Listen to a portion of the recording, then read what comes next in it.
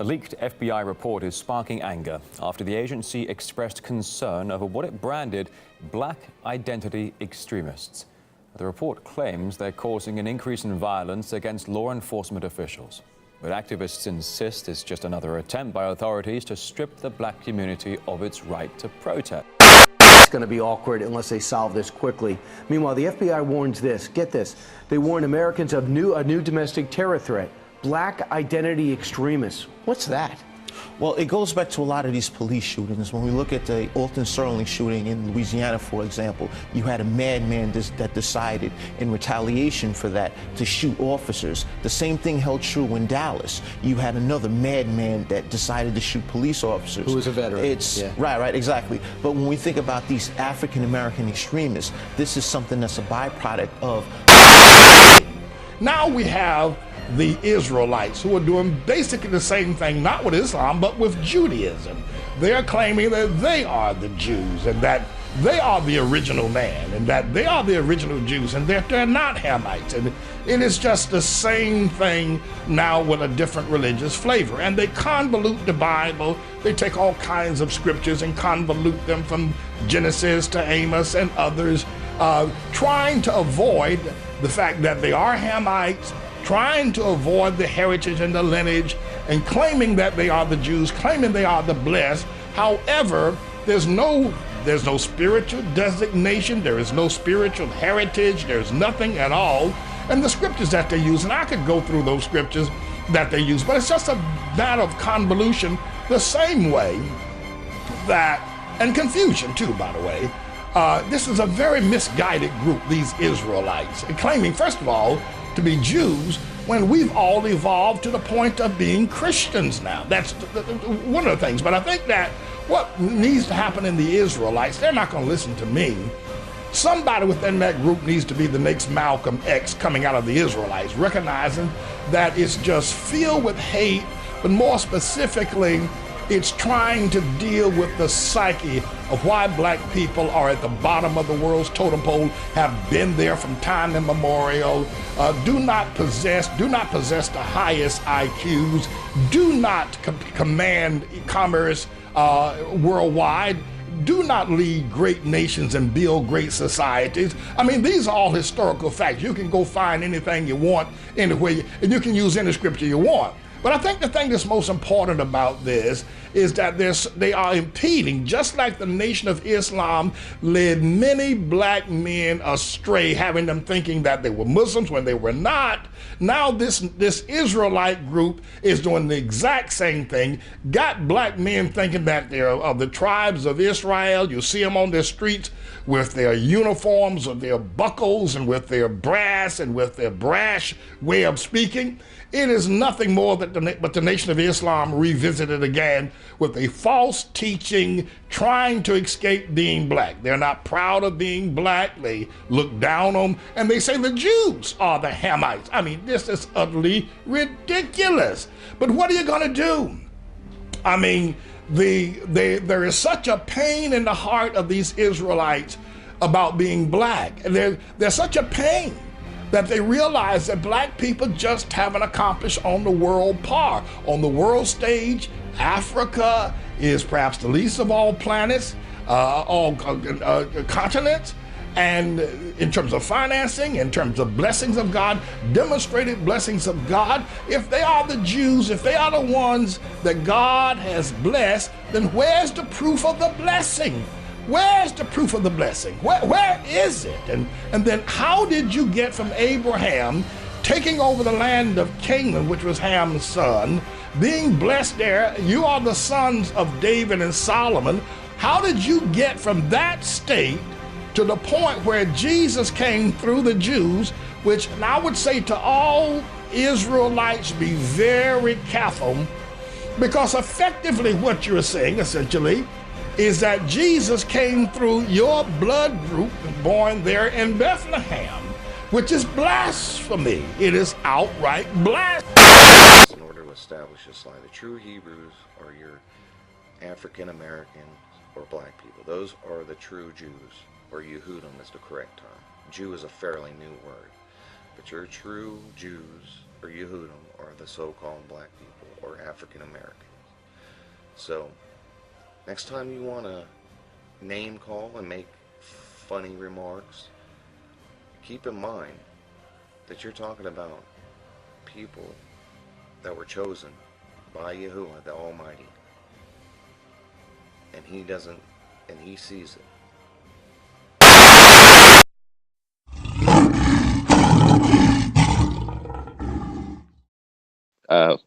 Yeah. So yeah, that's the way it is, It's man. You all know, good. we see it, we see it happen all the time in the black community. It's been going on forever. One of the notable places to talk about is Chicago, when the young brother got shot by the police officers and things of that nature. Once the police do something to a black in Chicago, it's all hell. Let's raise up, let's protest and stuff. But blacks killing blacks every day and nobody's saying nothing really. You know, you got your new era Chicago. They do their thing. They be out there on the streets. I can't say nobody. So with some people out there and stuff, but it goes unnoticed. And Yeah. nobody really want to talk about blacks doing stuff to blacks. So when they, even with this black identity extremist stuff, you figure the powers that be, or even the account that they got to open to lock people up, that even when blacks did do extreme things to other blacks, that they would come in and be like, nah, Carl, you can't talk that way about, let's say, her son. Or her Mm. son, you can't talk that way about Carl. You can't make death threats. You can't be trying to perpetuate, or what's the word that you say I put up there? Perpetrate. What I put up there? Perpetrate. Which Perpetrate. I know I put a P something. Perpetrate against each other. Mm. We shouldn't be able to. That's the I'm right about to word. say Perpetrate. perpetuate again. Perpetuate is Yeah, like, perpetrate against each other again. You know yeah. what I'm saying? We shouldn't be able to do that, but we can do that. They'll let us do that. But soon as you talk about a police officer, soon you talk about just plain old white identity, people that identify themselves as white, or you go against the LGBT community and stuff, they gonna kick down your door and lock you up. So you dare oh not say boy, nothing. don't even say they name. You Hey, dare not. I said that's what I'm saying. Title to Mikha'EL. the table to talk about it. Y'all go. See, like it's like this, like for the integrationalists, and we used to say it a lot. We all used to talk about this and teach to each other about this a lot. When integration happened, white people and gay people, they all jumped on the Civil Rights Act, and that right there perpetrated of being solid, being black power for the community, or say, well, you can't be hypocritical now. That word being a hypocrite comes into play when you talk about civil rights. So a lot of people fell back from that, even with gang being part of a gang and stuff like that. A lot of people fell back from talking about it or confronting it head on. Like my grandma used to say this: you see a demon, you confront that demon so it can run away because it's exposed now. But we don't expose those demons, so now they lay dormant so long to where they got some power. okay, In a sense, you know, we're not against us because we in scripture, but you know what I'm saying. yeah. Let me add to that, y'all. I think this was set up just right. But like he was saying, like y'all was saying earlier, when it comes to ourselves, let's just be honest with it. Not just we only speaking from the shot because that's what we familiar with. I stayed in Detroit, I stayed in Gary, I done stayed in all the little Midwest murder towns or whatever. And when we do it to one another, it's like it's culture. It's like we become desensitized when you know what I'm saying, a brother come down the block, shoot 3-4 people. It's like, okay, it's sad, it's terrible, yeah, we wish it would stop, but it's like you almost expect it. But when somebody from the outside come do it, it's, oh boy, the walls of Jericho have fallen. You know what I'm saying? Yeah, I had to throw my little ministry in there, walls of Jericho. But look, right now, when we was talking about the Gentile system of the Romans and how they dealt with Israel, how y'all was comparing it to how they deal with the Negro today. they actually had a thing where they laid out, it had become a problem even in the New Testament. I'm gonna read this real quick because it's so appropriate, and some people ain't gonna like it if they if they say they Bible followers and they quick to run to the law, meaning law enforcement or the police for matters that you could have dealt with within your own community or whatever. This 1 Corinthians chapter 6, they had this exact same issue. And look how it get laid. Listen how they lay this law down, right? It say, dare any of you having a matter against another go to the law before the unjust. We know their court system is unjust. We put up under it, but we know it's unjust. They say they make you swear on Bibles and all that, but it's crooked, it's corrupt, and it ain't set up for your advantage whatsoever. So it say, dare any of you having a matter against another go to the law before the unjust, and not before the saints. So with somebody transgress one of these laws against one of us, another Israelite, or somebody who believe in the text, in the Bible text, we supposed to deal with it accordingly. And this is what it says. Do you not know that the saints shall judge the world? And if the world shall be judged by you, are ye unworthy to judge the smallest matters? So that's like your next door neighbor, you go to work, you know this little cat, them you come home, somebody done broke in your crib. They done stole all your stuff, but when you look, they bypassed all the important stuff, but they stole stuff like PlayStations, DVD. So you know it was that little young dude living next door in his mama's basement who don't do nothing. So it's like, okay, you supposed to go over there to the parents and deal with this, you know, if it's an option, instead of jumping straight off in their court system, because you know what they're going to do to them. So look at this. It say, judge the smallest matters. It say, know you not that we shall judge angels? How much more things that pertain to this life? Then it says, if then ye have judgments of these things pertaining to this life, set them to judge who are the least esteemed in the church. Here go the key. Verse 5. I speak to your shame. Is it so that there is not a wise man among you? No, not one that shall be able to judge between his brethren. Verse 6. But brother goeth to law with brother, and that before the unbelievers. So it's like, you know what I'm saying? Why would you take your people to the Romans, you know what I'm saying, knowing they don't believe or honor or respect any of that? Y'all should have been able to deal with that before you take it to them. But then it ended off. Hold on, now you wrong, Rod. You know, verse 7, man. It's another spot though where it tell you basically, oh, I think that's in Matthew or Mark, where it tell you, you know, the order of how to do things. If your brother have an art against you, you know, you get two of them together or whatever, and then you go, if that don't work, after you confront them, and then you get two more people, then you go to the church. And then it say, if they won't hear you, then it say you treat them like a heathen. Meaning, so at that point, yeah, you go to court on them like any other person. So that's the point I want to make. Man, But see, you know what we do? We make a person a heathen. We treat them like a heathen, and this is for the street cats. We treat them like that before we give them a chance, before we even hear out their matters of why they were stealing in the first place, and give them a solution on how not to steal and be able to take care of themselves. Yeah. That's how. But go ahead, Diaz. Yeah. Go ahead, man. No, I'm sorry. That was just laying back and off with Mikha'EL. That's all.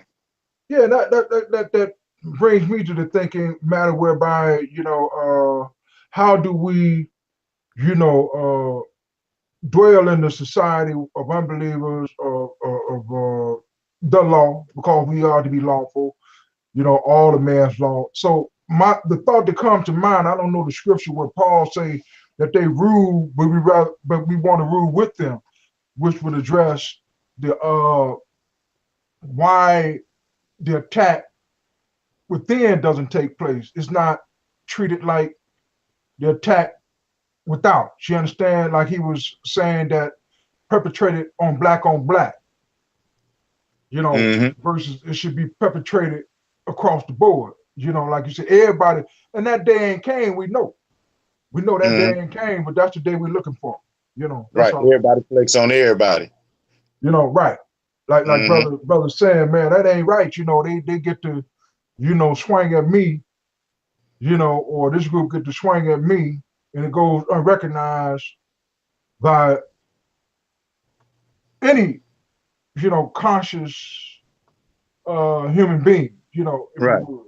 Can, So can that ain't can cool. y'all expound on? Can y'all expound? Well, Mikha'EL, since you brought that First Corinthians scripture out, can you expound on law?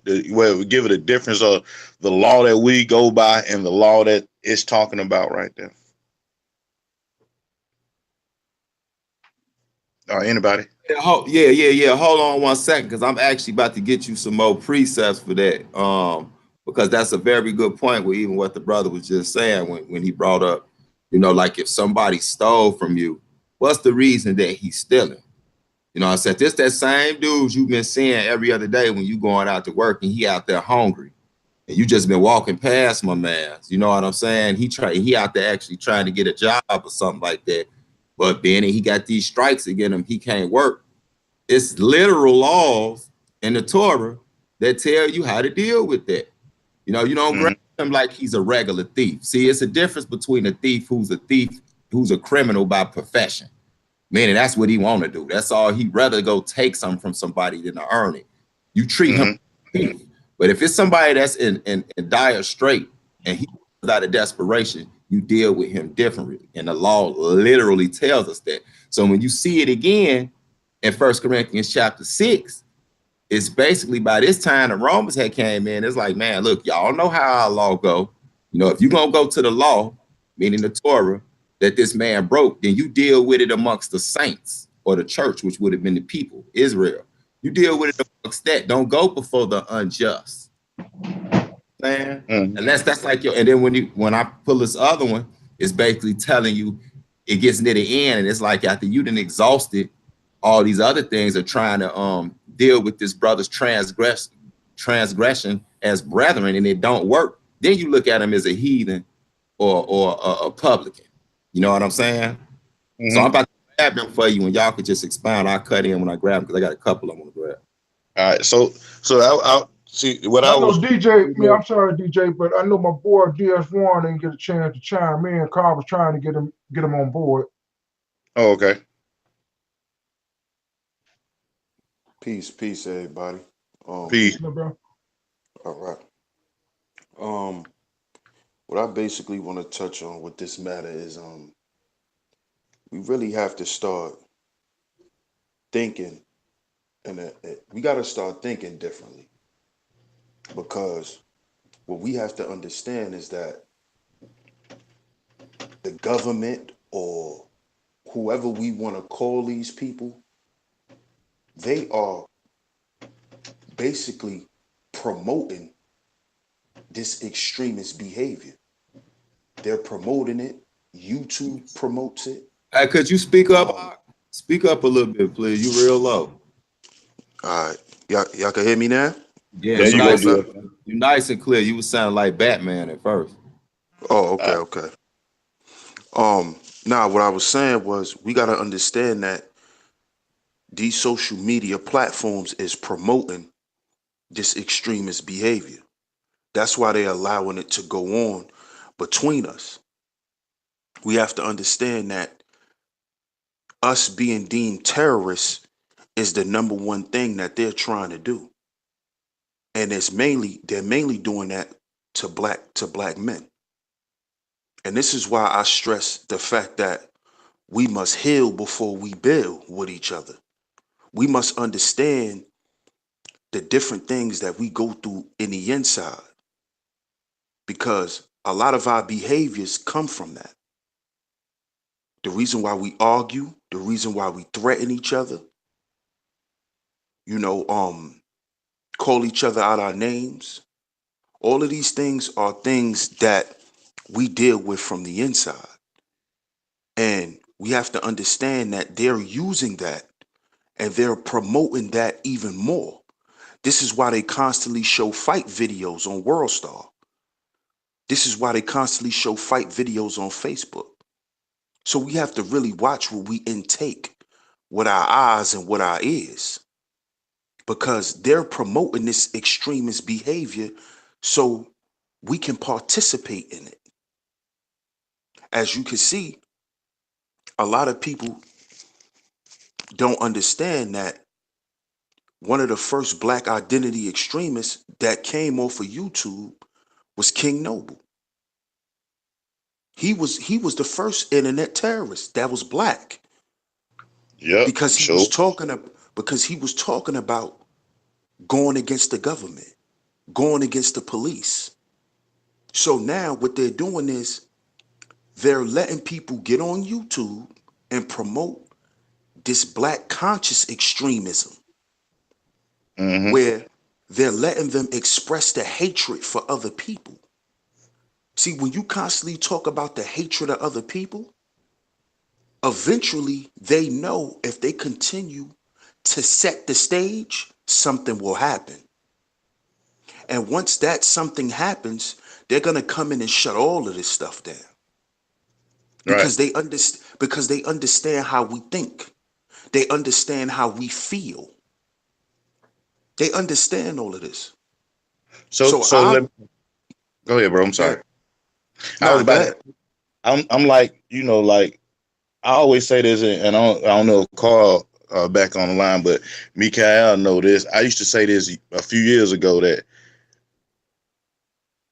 the world, we can say the government, but I say the world is looking to see which one of us is the next Malcolm X, Martin Luther King, or better yet, the next Jesus. Any Jesus type figure will be crucified. So, you know, I think a lot of us who can be that type figure have been hiding because we know that, you know, we gonna be taken to the stake, you know, and that's why we keep silent about, you know, well, I ain't gonna say keep silent because we talk about what goes on in the church and what goes on in the courthouse and what goes on, how we deal with each other. We talk about it, but a Jesus type figure, a Martin Luther King type figure, Malcolm X type figure, even Marcus Garvey, they acted on it. More or less than talking about it, they acted on it. And they looking for that extreme, like King Noble kind of acted on it because he was going to YouTube first. You know, and then they got shut down when they put him on Fox News and CNN, so he fell back from it, you know, because he was acting on it. When you make that act, that's when, you know, people gonna turn against you. That's why, you know, like I stay down with my brothers. Like I ain't turned out on Mikha'EL or Israel Doctrine. I mean, Carl Albert. Never, because I stay down. I'm around with my brothers now. If they wrong about something, we're gonna talk to each other on the back chat or on the phone, you know, how I feel. If I feel like they wrong but it's my opinion. But at the same time, you got some people who would throw them straight under the bus, you know, because they acting on a certain way. Like when them boys they just did a lecture that was acting on it. It wasn't extreme. It wasn't radical like how the boy said he talked. You know, he talked real radical. He talked real extreme. And you look at back in the day, you say how Malcolm X died or how Martin Luther King died. They was into this consciousness, and we all speculate that it was some type of agent or some type of mold put amongst them for that to happen. You know, and just like Judas, you know, like that same thing always happen. You got this mole amongst you that gonna rat you out or gonna say, hey, DS1, he's real calm and he getting all the brothers together and they ain't on YouTube no more because he pointed out the fact that that's where they coming from. Then they, you know, it's like, damn, bro, why you rat? You know what I'm saying? Why you take it to the law? Like he was just reading the scripture, 1 Corinthians 6. Why you take this small matter to the law? If you had a problem with DS1 bringing people together, you could have brought it to the brothers. And we could have worked that out on how we going to do this thing as far as YouTube and being off of YouTube. But we don't do that. And it's so extreme now. Like the last extremity that I seen that people, they took hold to was the hip hop police. I don't know if y'all remember that term was going on for a while when Irv Gotti and all them was getting popped. you know, were not getting popped. They was under investigation because of hip hop police. T.I.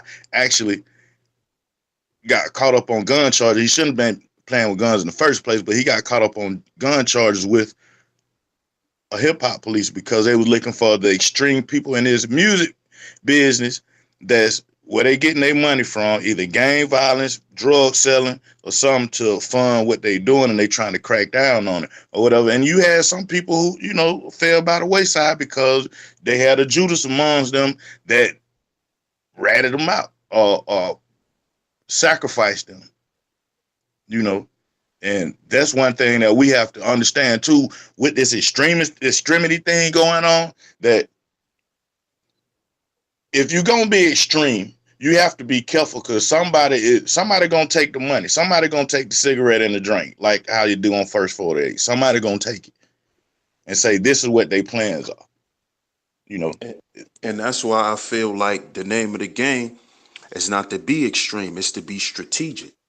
Mm. We have to learn how to strategize our way out of this stuff. All of And I this, think, you know.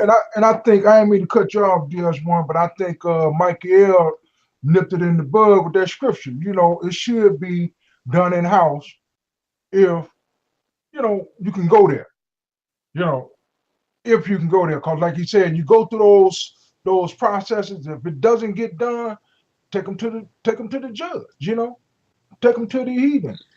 But see, this is a Go ahead, problem we had this is a problem we had when the elders called out Polite through red pill and blue pill, and then Polite talking about I'm a Nino Brown, the whole situation. Y'all put me out there, this and that, and everybody going down. So it's a lot of stuff that's going on that people not talking about and dealing with. You know what I'm saying? Ain't nobody, they got disputes against each other, getting on YouTube and talking about it and settling things in the public arena in a proper manner, even behind the scenes. You know, I brought that First Corinthians 6 out the other day, saying that same thing, because that's it. People want to go to the white man. I'm gonna flag your channel. I'm gonna do this and I'm gonna do that. Well, if you flag a channel saying people harassing you or doing this, now you going to them. But when you got people out here harassing people on Facebook and you try to tell the community or ask them to stop or not to show love to the nigga that's doing that, they think it's all fun and game, and it's like, well, he told a good joke about you, so I'm still gonna laugh and share his video. Like it's not no ill intent in behind what the person doing. So if we, like everything in our community, if we don't police our community, what if you identify yourself as black or whatever, you could be living in a multicultural or multiracial community. If you ain't trying to participate in the civil about what's going on in your society or what's going on in your circle, or social justice, social meaning people that you socialize with, and making sure that it's justice amongst them, then you ain't dealing with nothing. But see, why you playing game? Can you answer this, Carl? I know you can't answer. I know that's a stupid question, but talk about this part. Like, Jesus was on that type of vibe. He was on that type of thing, like getting people to walk a certain way, and how to police themselves and take care of themselves. I mean, hence the scripture, he without saying cast the first stone.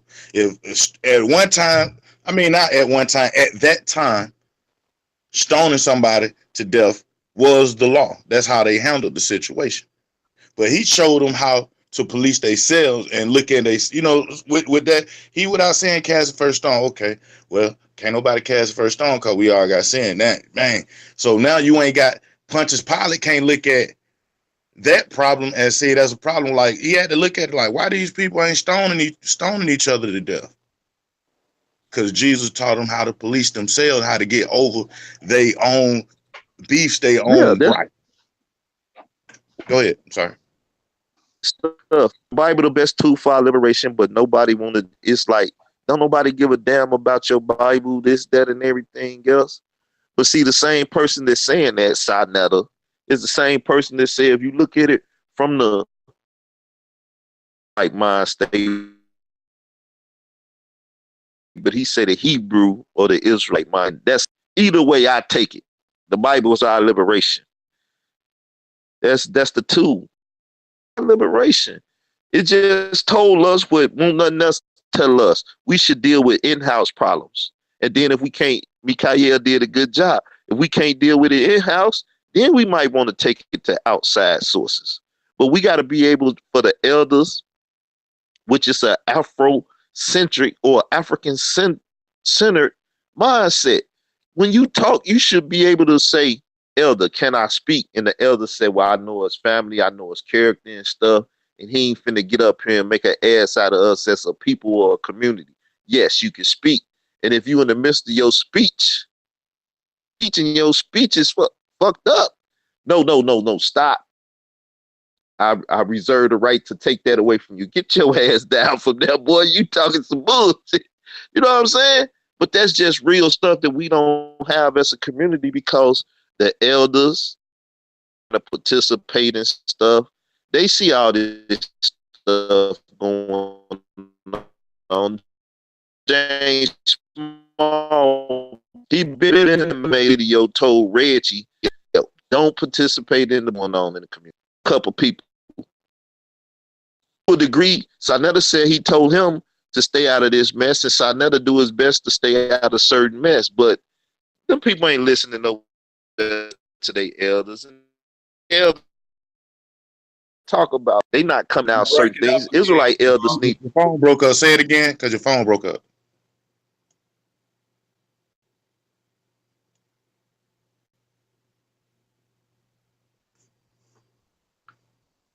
Israelite community, but like my profanity, I'm gonna tell you, my elder already called me and he said, look, you do what you want to do, but you need to stop that profanity. And a lot of people, and so I would try to cut that as much as possible, but it's a part of me. It's hard for me to stop, but I'm gonna have to find some way to stop it. But I'm gonna give it back to y'all. I mean, Yeah, man. So, you know, I'm let y'all finish teaching because I know y'all was dealing with the scriptures with the teaching, but you know, like that's one of the things that I say that we fall short of. Like we talk about the Bible and we talk about the creation story. You know, I think a lot of the people around us in this community who listen to us, they stuck on the community on the creation story. They stuck at People not trying to talk about solutions. They keep talking about problems and trying to come up. Yeah, that's what I'm saying. And when you look, and if we start teaching Jesus, and Yeshua, Yehoshua, whatever name that people choose to identify with, we start teaching those teachings or whatever.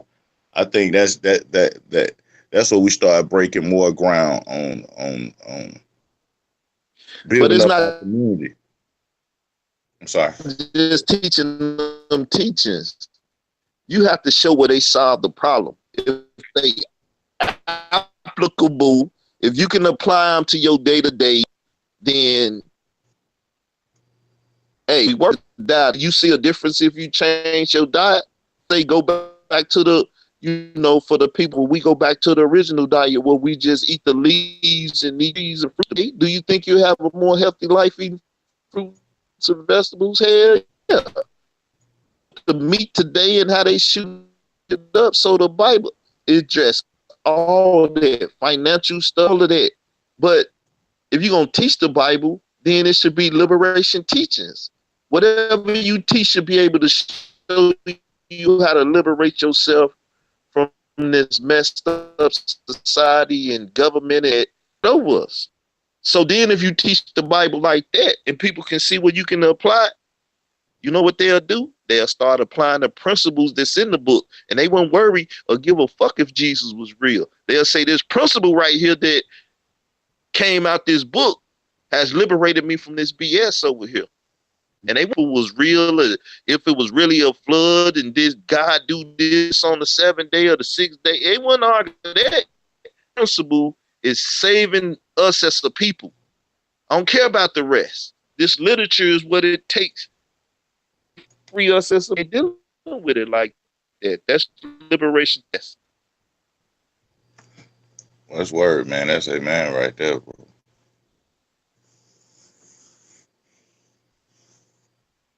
What happened to the other bros? They gone?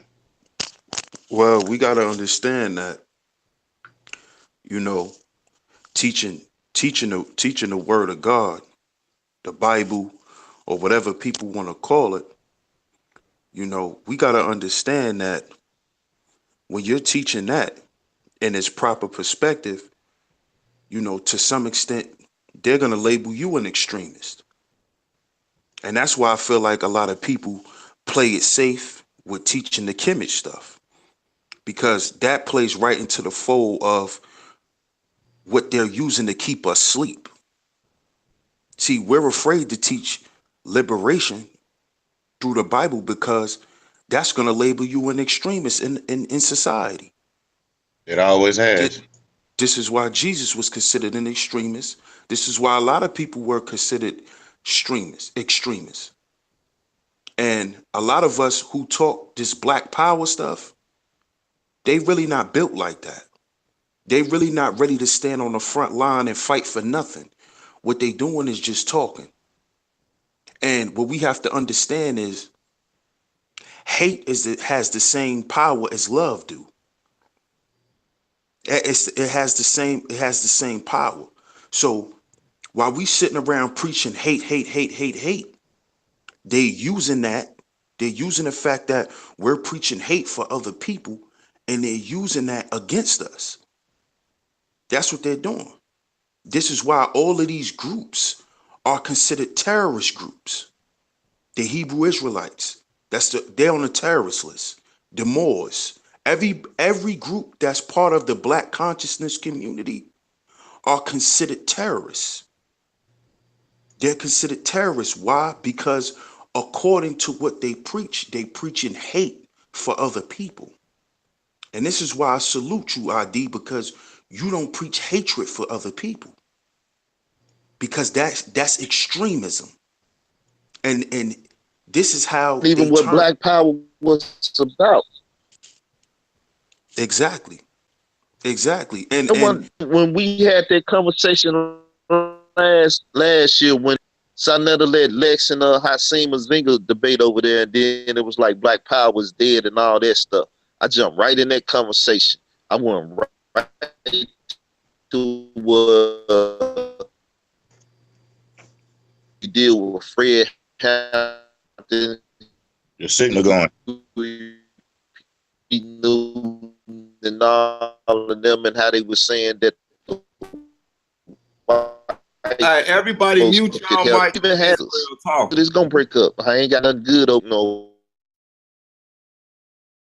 the situation. I just got a bad signal. I tried to get off the Wi-Fi and just use my metadata. Is it better now? Which is low. Yeah, it's better. All right. It was picking up a bad Wi-Fi, so I just went to metadata. Hopefully it worked better like this. But the Black Panthers had white Panthers. People don't even know that. They had Latinos. They all of that. See, what then happened is Black Power has been usurped and used to be an identifying mark of terrorism now. Because you got these people, even the RBG flag. Terrorists took this stuff, or people that they wanted to identify, you know, as terrorists so they can identify all of us, and they put it in the hand of them. This goes back to me and Pitbull saying Polite and Sarasu said he won RBG. It's going back to saying Marcus Garvey flag was a Christian flag.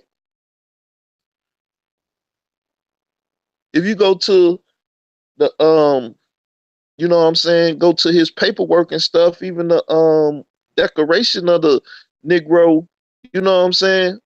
He say the black? No, he said the Negro. He didn't want to use that term Negro in his writings and stuff.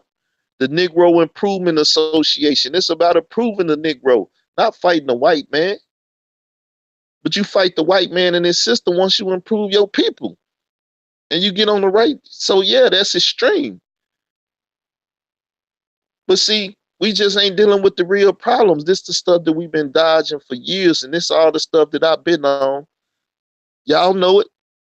But this the stuff we need to help each other and deal with these problems over here. But when people gonna unite over here? You know, people always crying about Carl ain't opening up his panel. God damn it, ask me for a link or say you want to do a show. And if I got any little following over here or subscription, damn Hey it, you man, can talk to them. that's the I don't want to hear nobody ever talking about I won't let you on my show unless you just a brother that's wild and crazy and do stuff that I don't want to deal with at all. You can come on my show. So don't be talking about I don't drop the link and do that. I ain't gonna put it in the chat room no more because people come in and steal your whole show and throw you out and stuff. It's hard out here on these YouTube streets. That's whack. Man, that's Hey, let me cool. say something. Let me interject if I might, brothers. Yeah, man, I gotta throw something in there. I don't know which brother it was that was just speaking right before you started speaking, Carl. But he was bringing up how the Hebrew Israelites is on the terrorist list because of the hate thing. Well, let's just be clear and let's just be fair. Nah, bro, they got all us on there, even if you ain't teaching hate. Just because you teaching, you're not under them no more. You, to a degree, you've taken back, you know, like the prophecy and Isaiah tell us, you know, we would start to surname ourselves after Israel. You know what I'm saying? Basically saying that we served y'all already. We finna serve the Most High. Even if we still in this land, we gonna serve the Most High. So we give you your slave name back and we taking the name of God back, which is we'll hide them names like Israel and all that on the end of them. And that automatically puts you in the mark because in Project Megiddo, which we all know was the original terrorist watch list in 2000, they had the quote unquote black Hebrew Israelites. That's why I be telling people that damn term is an FBI coin. I know Carl got a problem with the whole Hebrew Israelite thing because it's not a compound word, but I'm a Hebrew Israelite. Well, especially when that B on the front, BHI is strictly a FBI coin term. And people know this and they keep using it, you know, and whatever. But I ain't gonna get to that. That's an old wound. My thing is when you looked at that Project Megiddo, they had Ben Amin and camp on there, Kingdom of Yahweh. We know these cats. These cats ain't never talking about doing nothing to no white people. But they said they was cool though. They said they do the identity thing, this and that, but they was saying they not like Yahweh ben Yahweh because there was the two camps that they was talking about, which is a funny thing that Khalil money ass in the community talking about how he helped bring down the Yahweh ben Yahwehs. You know what I'm saying? Yeah, now the Yahweh, now the But, YBY caps, the Nation of Yahweh, they was off the chain. But Mikha'EL, didn't I just address this when we was doing our thing? Yeah, I'm telling you, if ain't nobody synced it, however y'all feel about Carl, man, y'all need to just remove that. Go back and look at that lecture that we did in Chicago last summer at the Hard Rock Hotel with the Black Identity Extremist thing. Because I did a little hour part just dealing with, you know, debunking some lies that we was Cushites, something that the Christian apologetics try to throw out there because they want to take our Israelite identity away from us. And I made a challenge that if you're going to take it, you got to replace it with something better. So they tried to give us a nation of antiquity and give us Cush, but it backfired on them because the scriptures let you know they ain't snatching no slaves from Ethiopia and put them on a boat. But anyway, that's another story. But Carl goes into a whole thing with the identity extremists and how they targeted us on these social medias, Facebook, YouTube, all that type of stuff. And people have even came up missing, came up dead. It's a breakdown and people did not want to watch it probably because they got certain beefs or something like that when they should have been looking at it because damn near everything the brother said, I got to give it to him.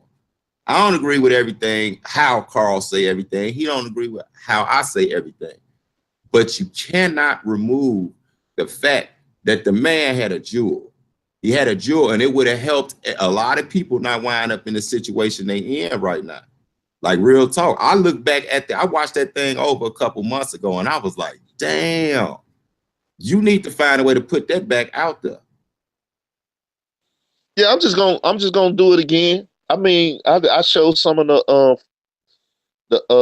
PowerPoint the other day, but I'm just gonna do it again. And, you know, once you got the information in the PowerPoint, all this, it's just reopening, you know, the scab, the wound. But that's what I tell people is you say we forecast stuff over here. I'm like, man, before they brought the B.I., it was black intelligentsia, the profiling and stalking of the Israelite male, which is called the black male, the black man, right? And how they doing us, and how they using even the Hebrew Israelites to do certain stuff, the Christian apologetics and all of that. They put the B on it because they want to put it in the black identity group. That's all. If you put black on your stuff, you're gonna be identified as black because you identify yourself as blacks. That's why the Moors fought another tooth in that and be fighting and saying, "Don't call us black. We are Moors," because then you won't get put in the black column. But at the same time, they do because it's a blanket statement that they want to make against us, quote unquote, melanated people. So, man, it's a big game that's going down, but it's all due to that's a account. Once again, just like you go to the bank, you open up a bank account, right? Now, if you get a loan from them, that's still a bank account, whether you know it or not.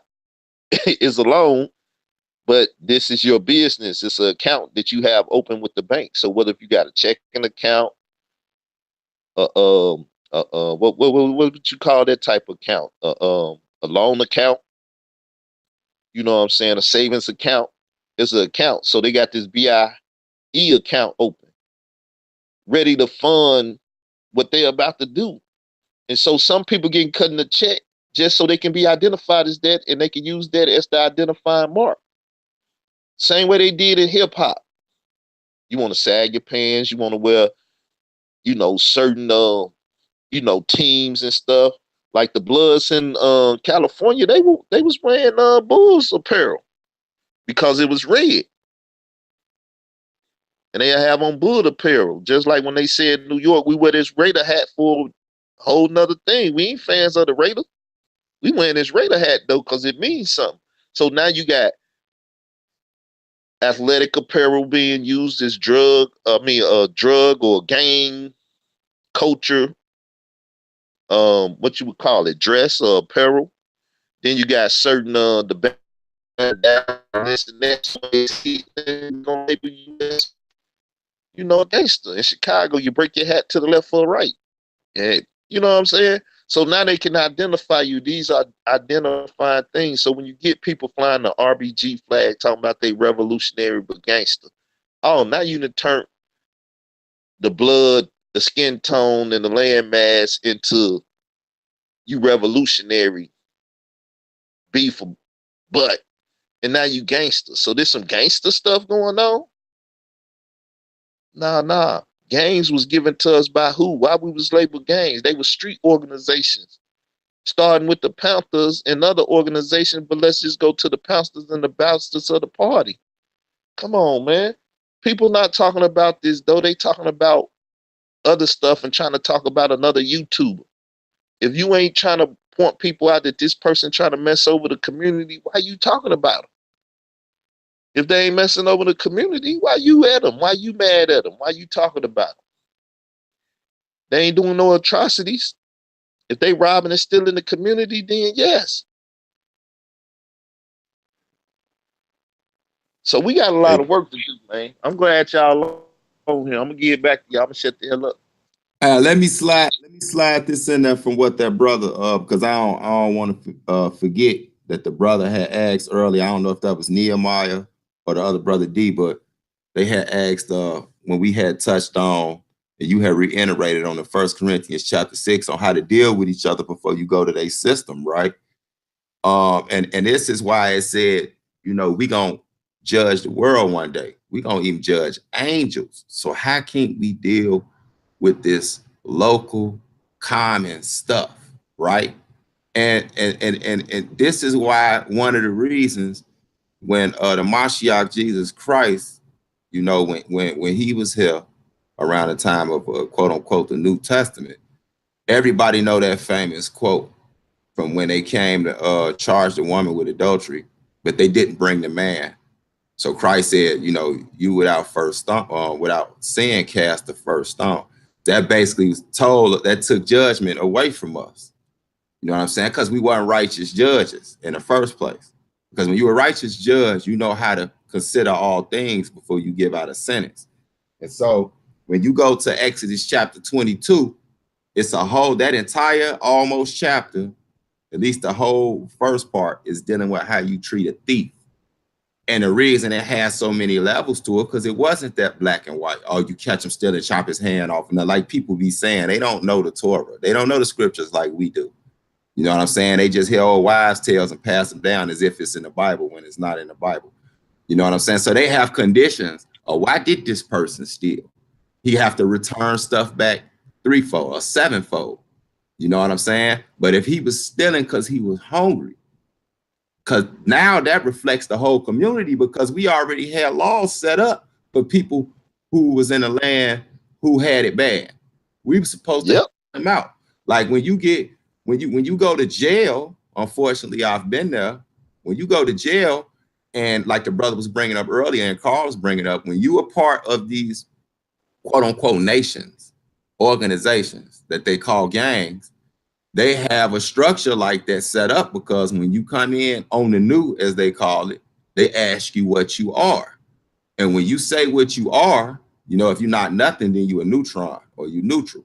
But if you're in one of these particular organizations, they ask you what you are because they have something called a PO box. So meaning you ain't on the new, you ain't got nothing.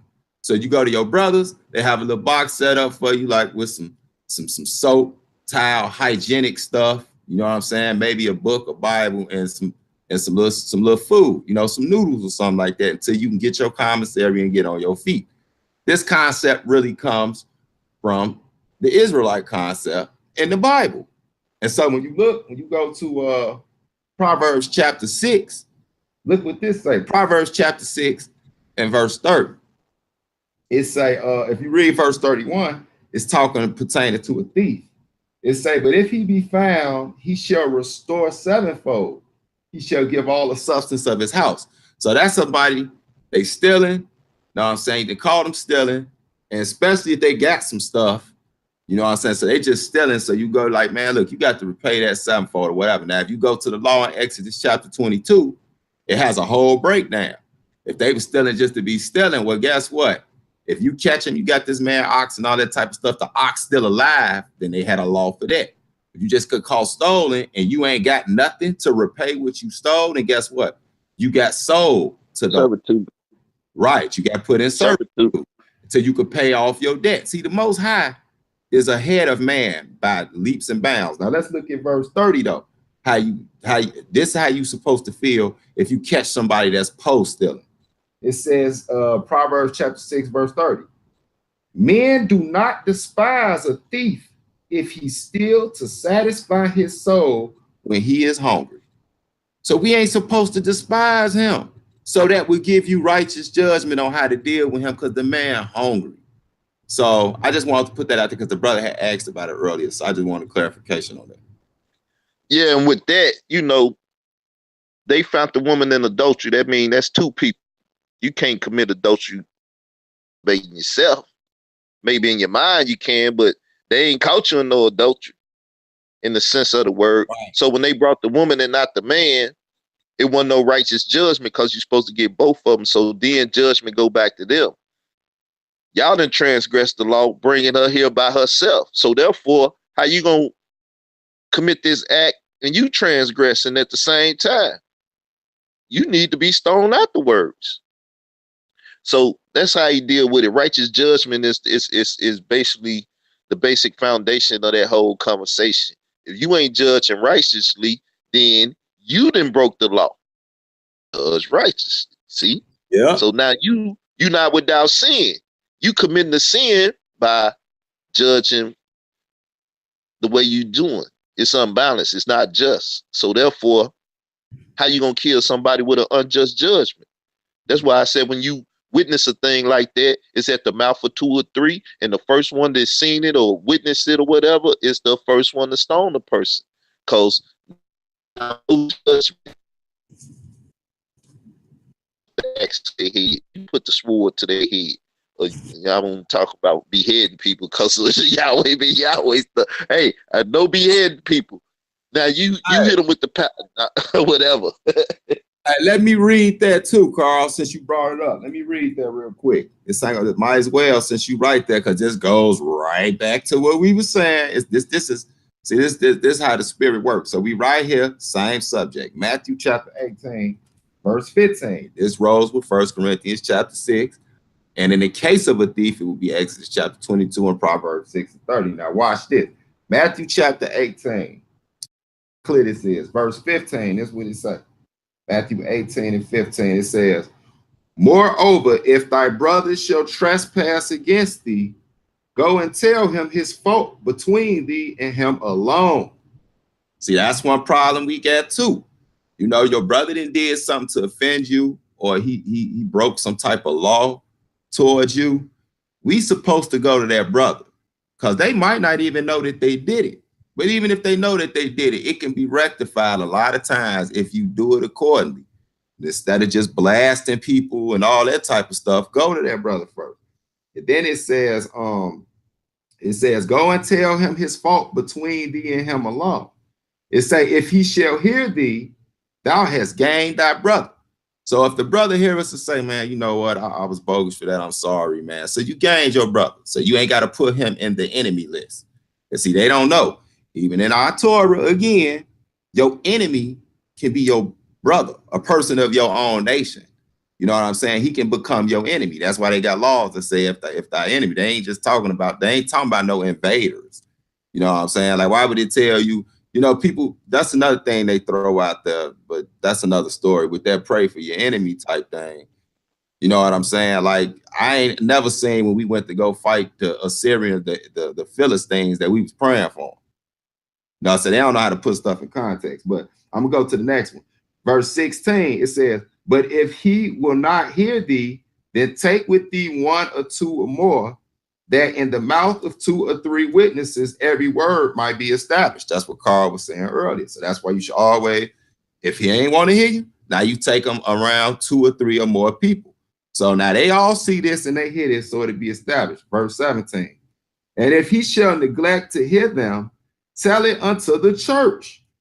But if he neglect to hear the church, let him be unto thee as a heathen man and as a publican. So that's called exhausting all your, that's exhausting every option that you have, because this is what true love thy neighbor is, or love your brother. It's try your best to gain that brother back. You ain't supposed to want to see nobody be destroyed just because they did something to you. So if the brother won't listen to you one-on-one, you take him to two or three. If he won't listen to the two or three, then you take him before the church or the congregation or the people. That means put him on blast. Now you got to put him on blast. If he still won't hear it, guess what? He just like somebody in the world, if you want to use that quote today. He ain't, you know, and then now wherever you take him from there, hey, that's that. That was big what you brought up, bro, because as you can see, that's the current climate on YouTube with the whole Tariq Nasheed and Umar Johnson beef, where these brothers is just airing each other out, when you can tell by the disdain that they have for each other that they had a problem with each other for a long time. And instead of them being men and coming to each other in private and dealing with it, they rather go to YouTube and blow each other up, go to Instagram, blow each other up, Snapchat, whatever. And see, I did a show about this, and it's become a real problem because it trickles down to us. This is why I'm saying that we don't know that we're being tricked into this whole identity, this identity extremism thing.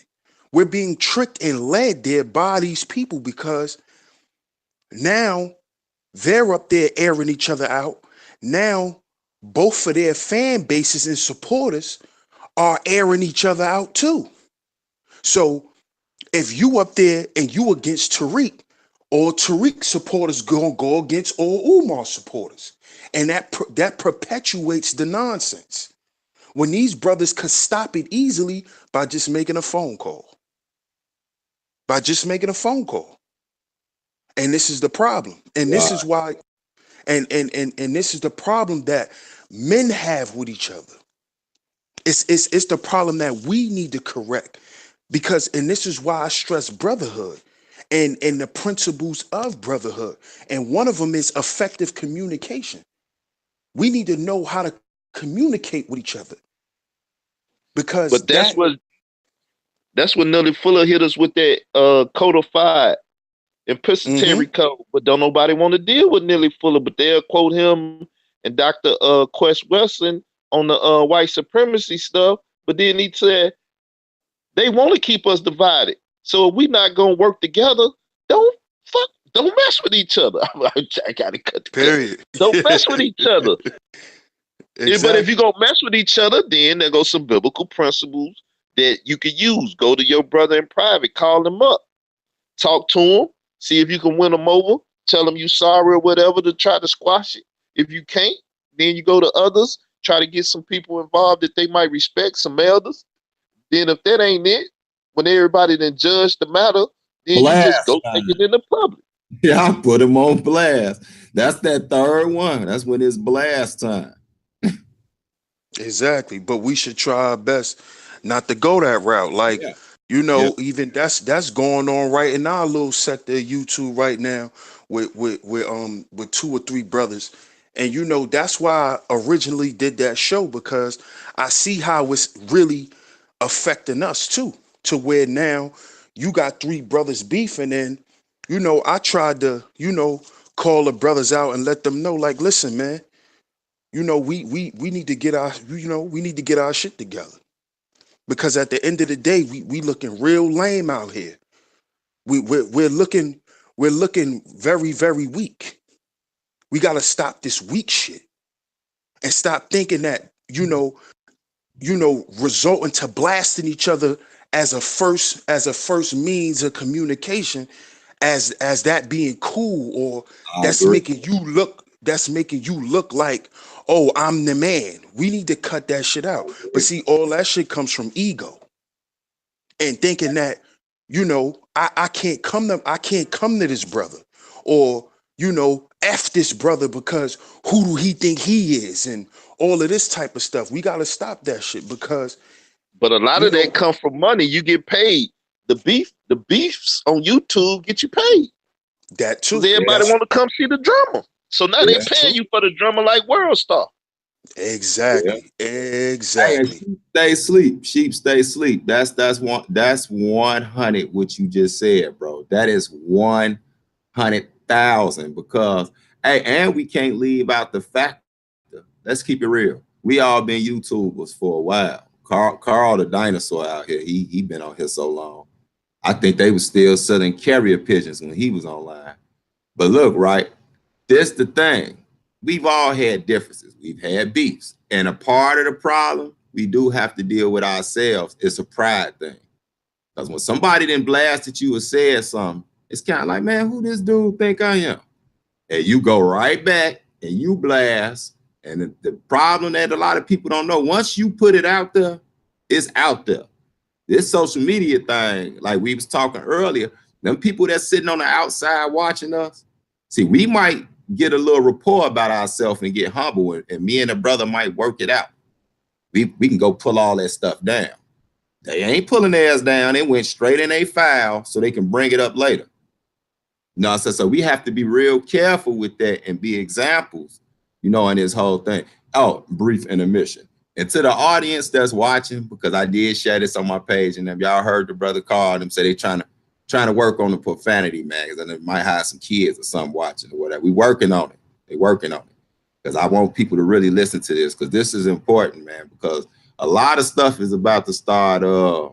Let's just say the poop gonna hit the fan in a minute, man. I just be sitting back watching sometimes. I subscribe to a lot of people, but it's some people, man, I'm even nervous of commenting on their page, on their channel. I just sit there and watch, because they just, it's like they don't even feel the holes in the bottom of the ship.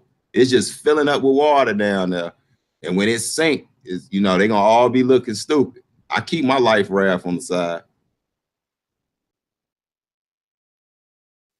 That's a fact, man. That's a fact. You know, we really got to get it together because it's not a game. They even using now, they're even using this whole transgender and LGBT stuff, and Oh they're man. they're even using that to attack black men with this whole genuine stuff. Now that you got people running around, they created a new term called transphobia. When if you a straight What? man, yeah, it's called transphobia. Where if you a straight man and you don't agree to the lifestyle of a transsexual, or you don't agree to communicating with transsexuals in a certain light, they call you transphobic. Man, I wish a ninja would look. Well, call me transphobic. I was just about to say that. That's what I am. Damn, Jesus would have been transphobic. That ties into the extremism thing. They're trying to find anything to label us extremists, man. That's really what it boils down to. And this is why brotherhood is important, man, because we need each other. We need each other as brothers.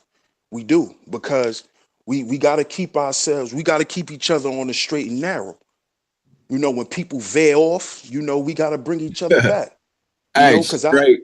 We got to keep each other on the straight. No pun intended. But since we going into that area, can we take a smooth transition off into that area, Carl? Because it's all part of the same thing. For real. At least you ain't put the LGBTEFGHIK in your title. Because you know they keep adding a letter every 3 months. You know what I'm saying? But I was looking at, I really don't deal with a lot of today's music as far as the videos and all that. I grew out of that a long time ago. Like, it got to be something real hot for me to really pay attention to it. So I just really listen to my old school rap.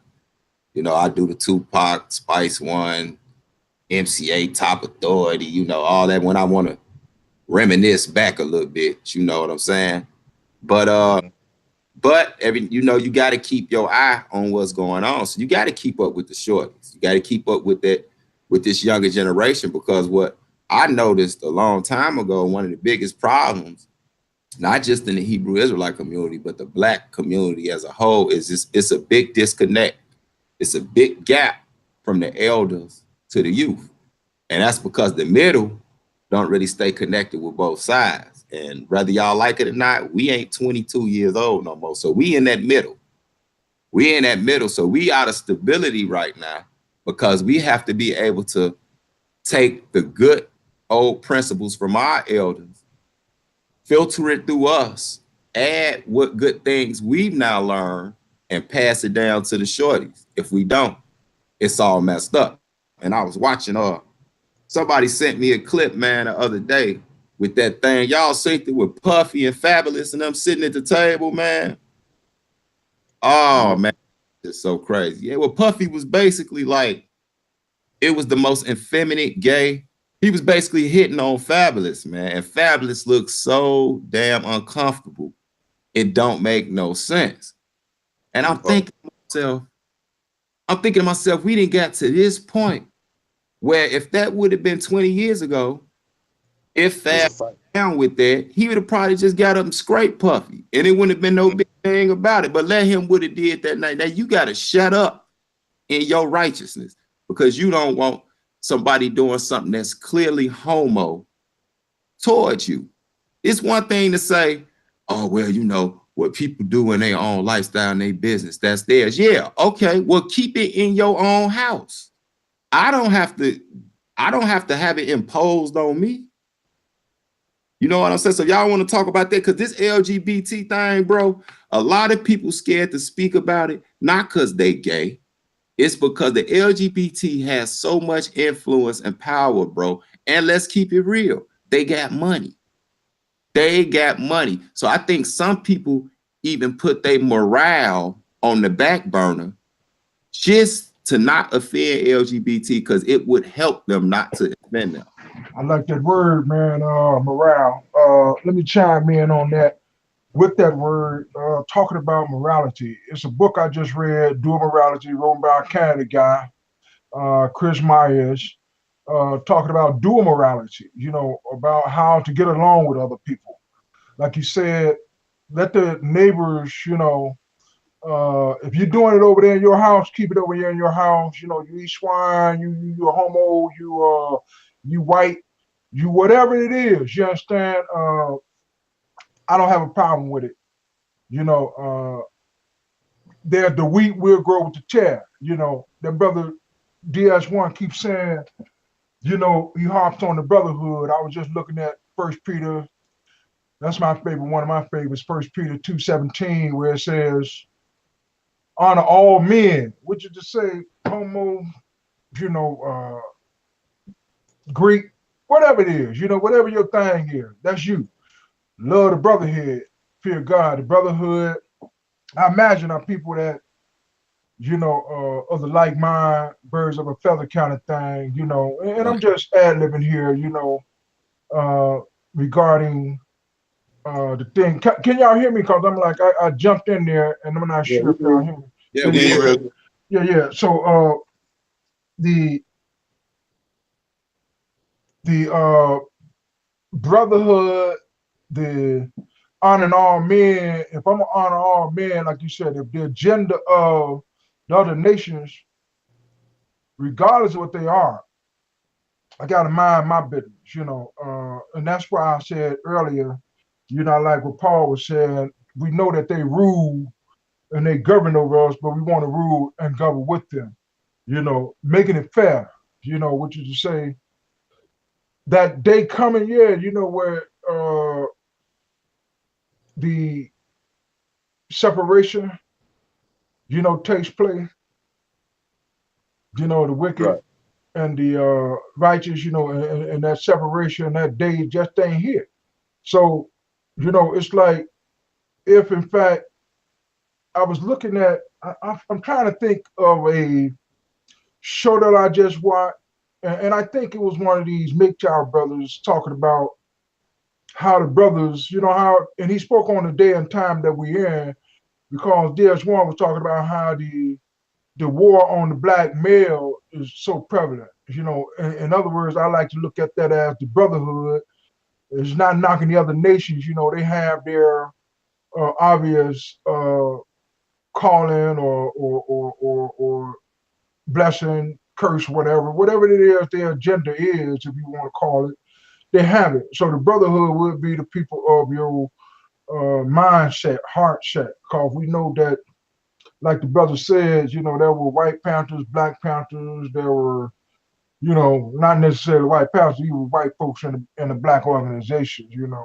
there was friends per se, there were Puerto Ricans and there were other nations, even to the point where the Gentiles were brought into the church that we are in today, so the whole thing, though, he was talking about how it's not obvious anymore. And he used an analogy of a basketball game whereby, and I want to say it was the brother O'Shea Duke Jackson, I want to say, but he was talking about, I'm thinking that was him, talking about how a game where the referees would, at one time the game was played, the brothers would get hacked, the referees wouldn't say anything. Well, that had changed. So we're in this not so obvious racism, even though most conscious folk, or like the brother said, let something happen, there's a raid, there's an outbreak, there's a crisis, there's a response. We're always responding versus just being able to share in the commonwealth of the world. We reacted to more than anything.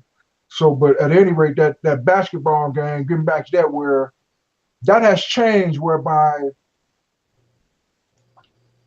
you'll get a call but we're going to the free throw line and missing these free throws. And I forget how he broke it down.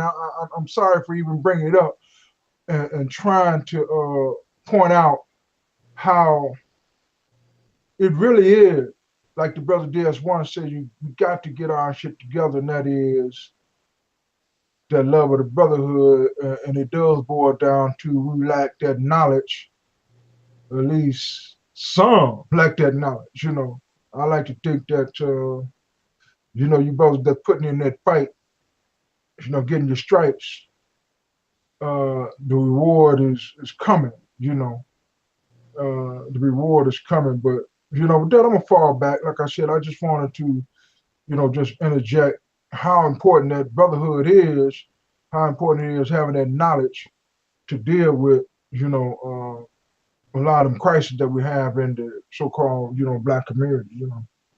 It's really like that, yeah.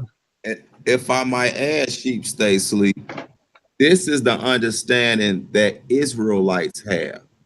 When Jesus say, if you love me, keep my commandments, following these laws and commandments, constitution, whatever you want to call it, towards one another is the ultimate show of love.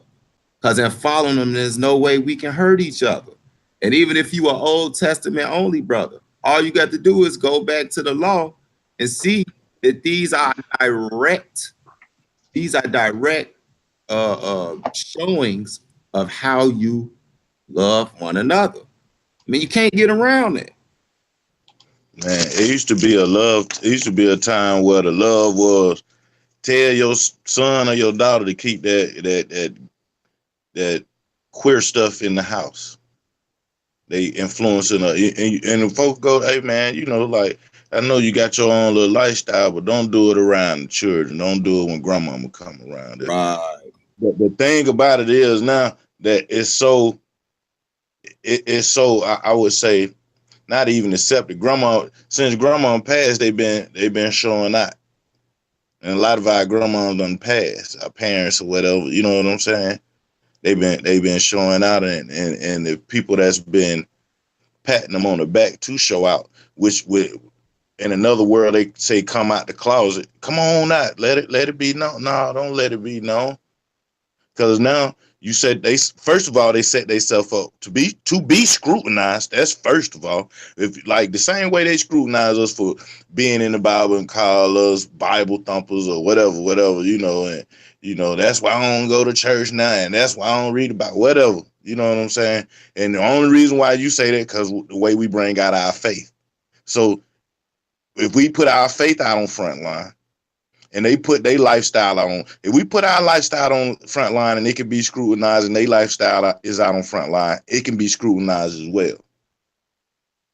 And you know what? Now, you talk about genocide, you know, that's genocide on the people. Now, my thing is, I'm not knocking Khalil or Money for talking about gays need to be in hip hop, you know what I'm saying, to feed all right, man, everybody can repent and come back to God. I don't know what their time is, when they gonna do it. That ain't on me to make that call. But it is on me to be a watchman and say, hey man, that ain't how men supposed to do it. That ain't how women supposed to be. The first commandment to man was be fruitful and multiply. You know what I'm saying? So that's first of all, you know what I'm saying? So outside of that, we'll be playing with ourselves to act like well, just let it be. Like, no, don't just let it be, because you got to tell these folks, make children, supply the world with more children. You're not gonna be able to supply the world with more children if you like. They think a lot of time we talking about death or whatever, and you're thinking about going into the ground. That's one part of it, but when they say that's an abomination and they gonna die, that mean they bloodline, they whole, like if you a smart person, you very intelligent, you very strong, and you all this, that, and the third, but you gay, you will not have it won't be no more of you, your blood, your gene, the way your genes are structured, it won't be on the earth no more. Because you killed that. And that's a logical conclusion. Like you said, and the most I do. And Yeah, then the Most that's High doctrine. didn't intervene in that. The Most High didn't intervene in that. You abominated yourself. Yeah. And Like DJ Black. Go And, ahead. and DJ Black. And I gotta say this to what you just said. I gotta say this. Like, it's something that's always said about Israelites. Man, y'all always talking about that homo stuff. But when I go back and you really pay attention to it, we don't talk about homo stuff more than we talk about everything else. That might be 4% of your average Israelite doctrine. It's just that 4% is too much for them. For some reason, this is the untouchable, unspoken thing. And the sad part about it is that same attitude resonates in the so-called conscious community. Like even it was funny the other night with the whole thing with Sinetta. You know, I don't know if y'all seen when he went over to ISUPK, man. The radio, I saw that. Man, he made a statement that was so it was so ridiculous, but it was hilarious. You know what I'm saying? And he was trying to clean up, Jabari getting beat up or whatever. And he said, well, with the whole image of Gab, doing fellatio on himself, he said, man, well, it ain't homo if you do it to yourself or whatever. And so Cesariak thing was like, dude, any sperm that goes in a man's mouth, that's gay. I don't care whose sperm it is. And so Sadetta couldn't clean it up. And it was kind of funny. And every time you hear him, though, not just Sa, you know what I'm saying? I ain't just using him I'm just using him as an example right now because, people cool with Sadetta. I don't think he got no type of homo issues or nothing. But this is where we at right now. That you cannot say, like, put it like this, whether they know it or not, they are enabling that spirit to exist amongst quote unquote conscious people. Word up. Hey, bro, listen. We can talk about murderers. We can talk about murderers, child molesters, thieves, snitches. We can talk about all that. But when you homo, it's like, oh, why you got to talk about the homo? Because they don't want to understand that as genocide. Like, we ain't talking about it like those ain't people. Those people, we know that they people. We got eyes. Just like when you look at that picture of Gab and you see a phallus going into them, it's like, come on, bro. I don't care how deep you try to make it. If you think, oh, that really mean it, it don't. Okay, that's cool that it may mean those things, but at the same time, that's genocide. You need the other part. You need that other part. Genesis 1:26-27 say he made male and female. You need the other side. You need that to keep the thing, to keep the life form going. Like, and how I look at the scripture and how I look at the earth. I look at the earth as a woman. The earth is the womb. You plant things into the earth. The earth is not a man. And it's funny you said that because they always talk about where's the balance in your male deity God or your two deities. Where's the balance? Where's the female? Well, that ain't no balance. That's a dude ingesting his own semen. So, that stuff is crazy, man. That's a dude taking the godship. If they say the black woman is God, that's a dude who took the godship from that woman. He took it. I don't need you. That whole Kemetic stuff is phallic worship anyway. So a lot of that stuff is homosexually driven. And that's what a lot of people don't realize. A lot of that stuff is phallic and male worship. Isn't the priesthood where you forbidden to marry? That's the same thing. What's the difference? When they mess with them little boys, that whole agenda that you speak of, even if it was that to Babylon, they being the first, and we got this now. It's real in that sense. It's real in the sense that, honor them. Let them be them. I don't have a problem with it, me, myself. Like you said, homophobic. No, I'm not homophobic. Like the brother, I was listening to Black Dot, said, man, look, I got transgenders in my family. I got this and that. Look, that's them. And I will rock with them folks because I love them. But I'm like, man, and like I think you were saying to DJ Black, everybody get a chance to repent. Everybody get a chance to get with this thing if they were here and if they would see. But like you said, it's like you will wonder if anybody's hearing, anybody heard. So I don't trip when they don't hear. And I've been rocking into this word for over 30, almost 30 years, running up in the houses trying to let folk know about this disorder things, how things are work. You will get burnt out. And the key is you can only, like Brother Carl says, you got to work out your own salvation. The scripture says much, but he's very mindful to work it out. And like he said, as many times, I tell people all the time, they talk about how, he's not in the book, he's not understanding the word because they don't understand. I said, well, the brother, got his own he don't have his own understanding. It's the understanding that we have come to understand, and it's a body of folk that have this understanding. I say now, one thing I would say is that he does keep that penitence real close. He's real careful about, knowing that, he can get caught up out there in that war, that contention, for truths, that contentions with what we call wicked, wicked folk. He real clear, clear to say they wicked, but again, it is a thing about it ain't a flesh and blood thing, it's principle. It's so much, like I said, in terms of a accountable conversation, having, the book, having the precepts, having the conversations and the debates, they in my estimation, in my estimation, I'm gonna fall back. In my estimation, like the brother said, the best tool is this book. That's just me. I get a lot from the Kemetic tradition, from what I see. I ain't never got off into it real tough. Because like they say, I'm not going to get off into many books. My teachings don't allow me to get off in a whole lot of books. I read the Quran, I read this, and I read a ton of other books. But I'm like, for the most part, they fall short of a thorough understanding, because this tells me to put this first.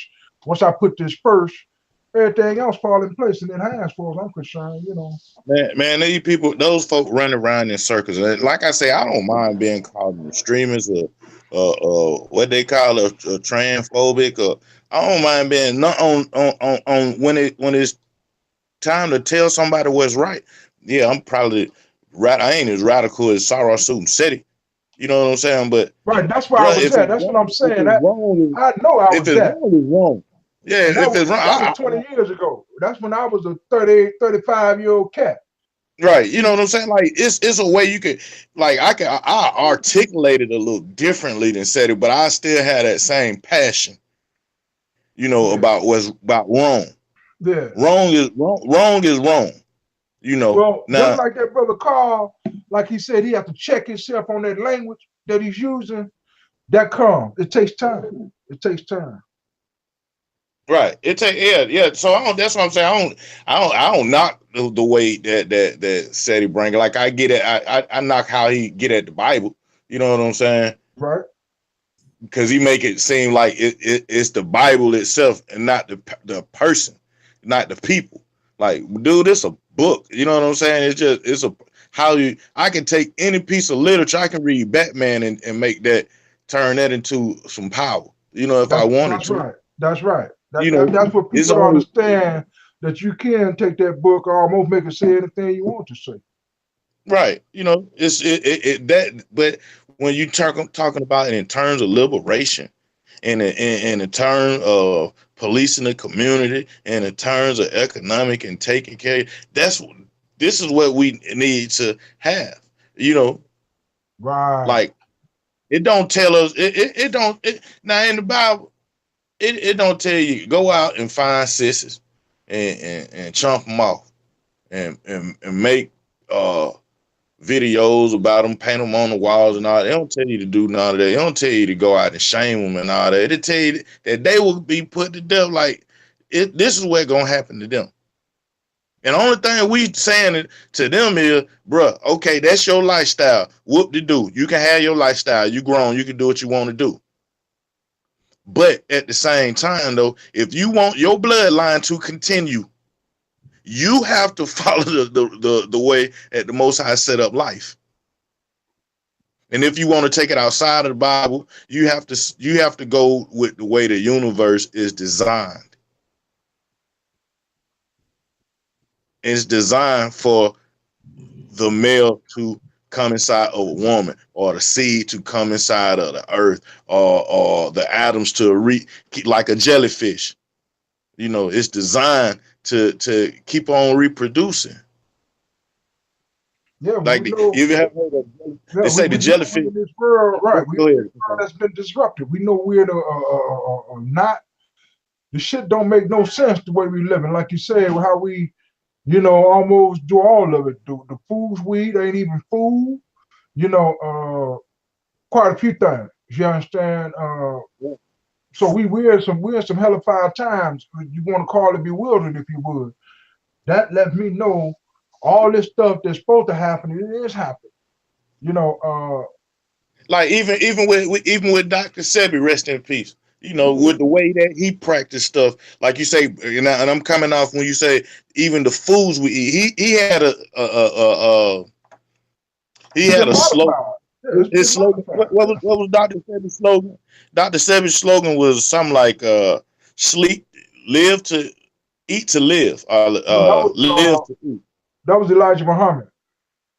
Okay, well, I guess Dr. Sebi adopted it or whatever, but was and I guess the government seeing it kind of extreme, was trying to cure people of all kind of different illnesses with that involved the cancer, far as AIDS or anything like that, and that was pretty extreme, for him. So it's like, okay, now who else gonna pick up the ball and keep it going? We know that they look at it as extremities, but at the same time, we need to know what foods we got to eat to take care of ourselves, to cure ourselves. We need to know these things because they ain't gonna teach us this in no school. And then once you find out the knowledge, they like, oh yeah, that used to be the way. Now we got it in the pill. Yeah, again, we got a whole book, Dietary law, Leviticus and Numbers, all the way throughout the Bible. And just because, like they say, you can, don't mean you have to. Just because you can eat meat, don't mean you have to eat it. Just because you can eat that, don't mean you have to. So, the key is, like you said, those extremities outside of the box. When you get off into some of this crazy mess where you want to, I can just pray over it. I can eat your motherfucking ass. I'm like, that's crazy, Right. That's And that's the thing about it. Like when you think about Moses. Moses was a person into elixirs. When you look at Jesus was a person into elixirs. When you look at nowadays, we still make our own type of elixir. Like we don't going to go to the hospital for a strep throat. We drink tea and honey. We have our own type of elixirs that we create, and then a lot of time they heal us a lot faster. Then we don't have that crazy doctor bill or whatever. But if you teaching this, then the doctor world gonna be getting at you, and then they want to send the FDA to your doorstep talking about what you got in that jar. We didn't approve of what you got in that jar. Go to jail. So I can see why a person like Minister Inky don't go too hard, but at the same time, we need to know these kind of things. You know what I'm saying? We need to be all the way on those kind of things as far as what we eat. And it starts with the spirit. You ain't gonna be able to pick. A lot of folk ain't gonna be able to pick up what we talking about if they get in the wrong spirit. Like the people outside of the Bible, and I'm talking to them too. They say some folk use chakras, some folk use the word vibration. Well, I'm in the Bible. I use spirit. You got a good one or you got a bad one. Is it high or is it low? And if they got a low spirit about themselves, they ain't gonna be able to say, "Hey, man, you know what? Forget what the hospital got. I'm finna tell y'all this is what we gonna. I'm gonna step out on a limb and tell y'all this is how we gonna make our medicines." you know, and for and for people who got gang problems going on, hey man, forget what they got going on. I'm finna get y'all. We finna put our money together, and we finna be developers, and we finna make our own. You know, and the people who ain't got money, they're gonna be the ones who work and build it. That's too extreme, you know. But we have to be able to stay, you know, on that style. Now they want us to be extreme, like kill the white man and kill the baby. Like, man, nobody's studying all that, man. They gonna do it to themselves. It's designed for how the earth is designed, how the Most High designed this world. He designed this world with if you do right, then if you obey the laws of water and electricity, you won't get shot.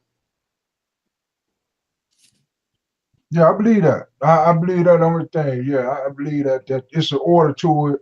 And he's still alive. He still bless folks, you know, still curse folks, you know. So, you know, a lot of people look at us and say, man, what's our problem? I'm like, man, it's in the book. You understand? We ain't Right. living right. You understand? You know, Right. I think I say that if we that, would, I always tell people that, like, if you, my problem in the Bible may not be your problem in the Bible, but you have to look in that Bible, and what you're going through is in there. What I go through is in there. We all gonna look at it with a different eye. Now the thing about it is, like I said, when that Bible, what happens is, just like we scrutinize each other when we debate or call ourselves debunking, when you start to read those pages are gonna debunk what you got going on, period. A lot of folk don't like to look at that scripture and let that word cut them up. I was like Mikha'EL was talking about the debate between the little conversation between ISUPK and Jabari. Jabari didn't like that word cutting him up, even though Tazariak could have went a little deeper into it, but he had to keep on deflecting because that word started to cut at him. Everything he said, that word contradicted what he said and put it in a proper perspective. He tried to pull out rape. He tried to pull out home. It's like with those people, like now the extreme Kemet stuff to me would be Kemet talking about Kemet without mentioning the Bible or the Quran and teach it. But if you want to be back to African center, like the African president, everything Trump said, they throwed it down. Now that's extreme. But if you want to go back to that, you got to teach it. You got to teach it right. And then they say, "Oh man, a lot of the Africans don't know about Kemet like that." I'm like, they live over there. But you know, that's a whole nother conversation. yeah, However, they have been usurped too, though. That's what I was saying. It comes from Africa, quote unquote Africa, right? You know, Kemet. You know, it comes right. from the Hamites. They were the first world rulers. That little minute we had, it wasn't nothing, and these other cats got it now, and that's just the way it is. I mean, to me, that's how, keeping it real simple. Right. That's the simple. And I look at it like, too, I say that, like, these cats got it. Now that they got it, how do we respond? They been had it. Screw it up, right? They had it screwing it during up. the Jesus time. They had it during the Jesus time. During the time of the Mashiach, it was during the Romans time. And Jesus was showing them how to respond in that time. The way that Egypt was set up, if you do a crime, you do the time. That transpired over to Rome all the way to America. Now, what's a crime, what's extreme, what's radical, or whatever, a lot of those things change throughout time too. But at the same time, that same system always been there, man. In my opinion, you know, how I look at the Bible, I think that system always been there, and the Most High always put somebody in place to show us how to handle that system, that the systems that we under due to our disobedience. My bad. Yes, sir. Yes, sir. That's it. Like you said, as I was saying earlier, like I said, it's not a flesh and blood thing. It's a principalities, and power. So those powers that had it and the powers that got it now is listed very well from the pharaohs all the way to the Pope. You President. understand? To the Pope. Well, the president, he ain't quite. We didn't quite make the cut. This Western world, but certainly the ones that are in Scripture allude to that family that the president belonged to. The Gentile world. The rulership of the EU. That economic union. So yeah, it's there. That's the only one we've been having. You stepped out, Carl. Hey, Carl, look like you stepped out. You went and got your award, bro. What's up? What's up? What's going on? Look like you stepped out. Yeah, man, I'm at the restaurant. I'm trying to get some food. Oh yeah, we keeping it going about the extreme radicalism. And, yeah, y'all got it.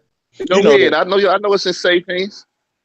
Yeah, so like the most extreme thing I seen Jesus do was walk in the church and turn over those tables. It's so much corruption going on. I ain't gonna just point at the church because people are ready for us as people who are on this side to go at the church. I ain't gonna go at the church like that. But at the same time, though, like they need to turn over their tables they sell. Like if they I'm not against the church in the sense of the ones that build a community. What I'm against is that once you take once you say that you a priest now or any type of leadership, not saying that you're gonna fall short of sin, but when you on the whole other side of sin, where you're not preaching towards homosexuality, you down with infidelity because you cheating with all the women in the church, or even for people in the mosque, you know what I'm saying? Even for people that's into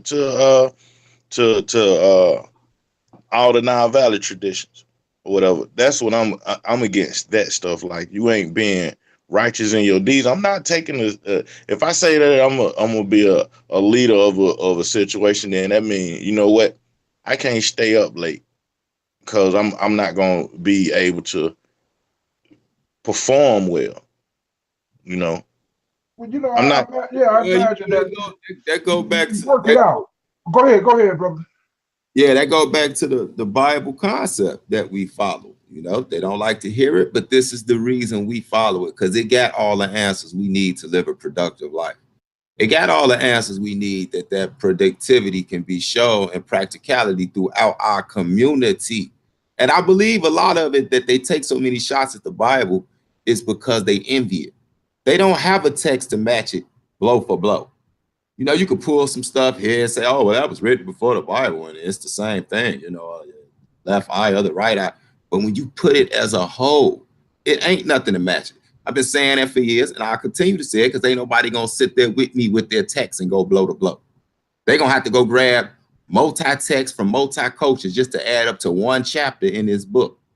So I will boast in the knowledge of God. I sure will, because can't nobody prove me wrong. Know what I'm saying? Like, think about it. What you was just saying. You're not bashing the church. You're not bashing the church, because a lot of them do what they do in ignorance and their intentions are good. You know what I'm saying? But it's the people who do it intentionally. Like you said, they don't have the book called it what is it? Intentional sins, yeah. Having the knowledge of God and unrighteousness. They hold the knowledge in unrighteousness, and they're using it unrighteously. For example, when you deal with these like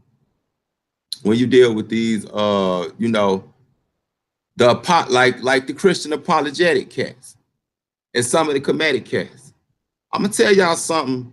Me and some brothers peeped a few weeks ago. I want y'all to pay attention to it, right?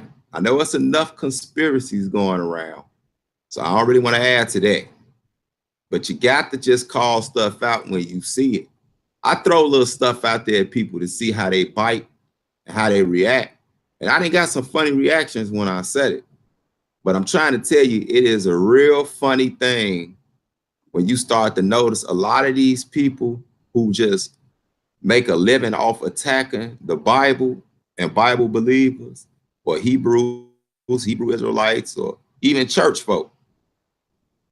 Why is it that I done found a lot of these Negroes, man, come from the Catholic Church? And I ain't talking about the daughters of the Catholic Church, you know, Baptist, Methodist, Episcopalian, Libertarian, Seventh-day Adventist. I'm not talking about that. I'm talking about straight from the Catholic Church. Y'all don't find that odd? Because in the Black community, unless you talking about like the Mexican community, Latino, like, as far as Negroes, the Catholic Church is the smallest sect of Christianity in the Black community.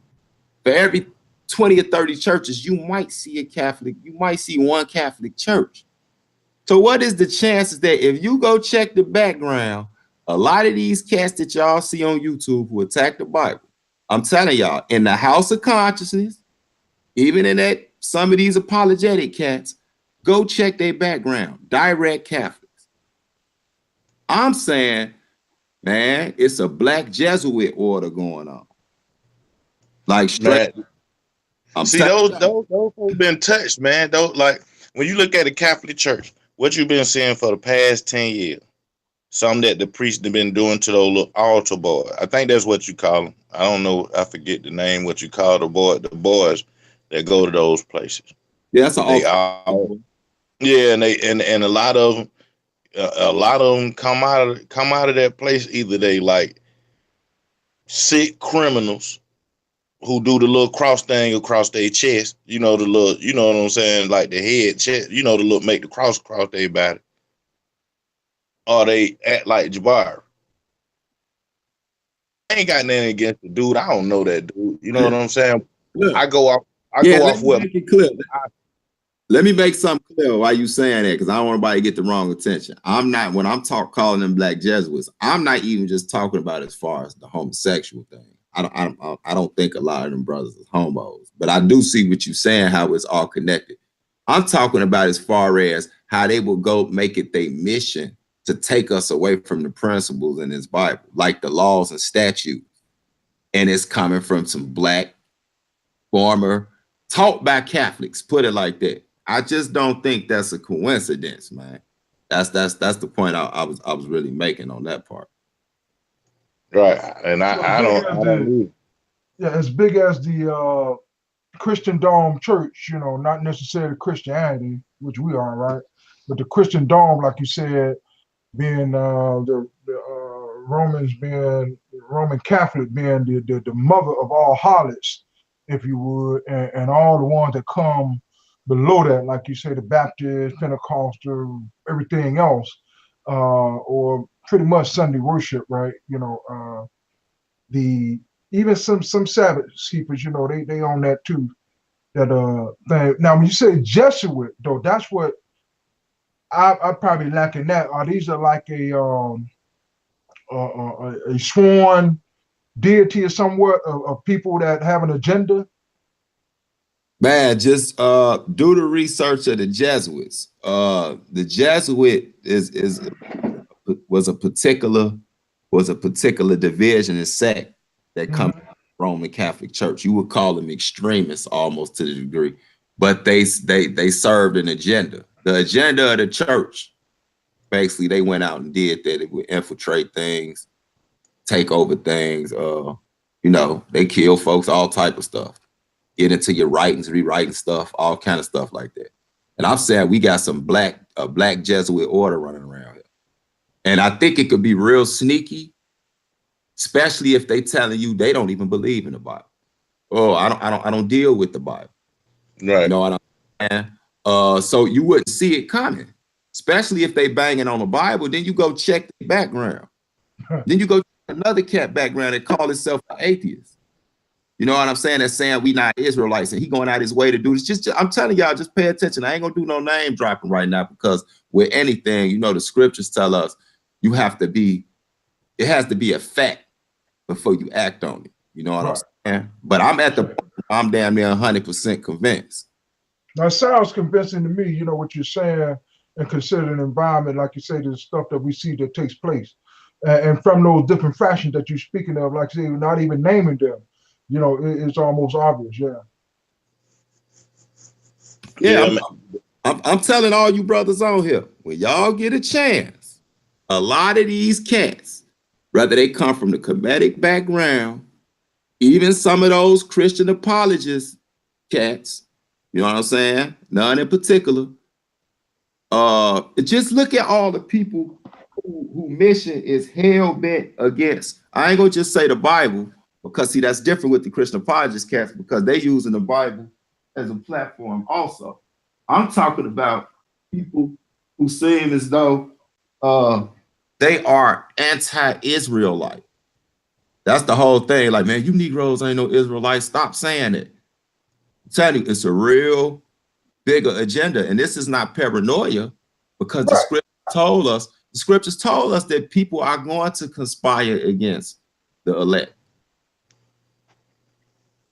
Right. And that term is what, like, that's an extreme term as well, you know, because it's like when we see, this is what I say that make the Hebrew Israelites extreme, because when we start saying that we the chosen or we the elect and stuff like that, it's extreme to those who are on the spiritual side who are opposed to it.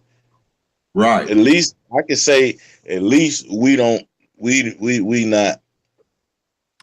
have some amongst us. I'm not saying we don't. We have some amongst us that say kill the other nations, but the majority of us don't teach that, you know. And we teach, and the ones who don't teach that, we teach what spirit they coming from and why they saying that. Right. But these other folk who radical, they can't tell you why they saying that. They don't have no literature to go back to say why they saying that. The only thing they can say, man, they gave us that Bible. Nah, that ain't the only thing that killed no. That ain't the only thing that killed no Meta-Nature language, no Mesopotamian language, no Sumerian. Like that ain't the Bible. Ain't the only thing that killed all them languages. It was due through time and law and order that killed those things. And to add to that, DJ Black, let's keep it 100, man. That is the smallest percentage of Israel, because even the brothers that they might call radical or whatever, they don't even say, let's go out and kill the other nations. They say Christ's gonna come back and kill the other nations. Indeed. The only difference is they just happy about it. You know what I'm saying? Mm-hmm. They just celebrating it. They you know what I'm saying? They just celebrating it. So if you really want to be technical, the small sect of Israelites who's actually saying we gonna physically do that, you can't really find them. Right. They exist, but they ain't out there like that.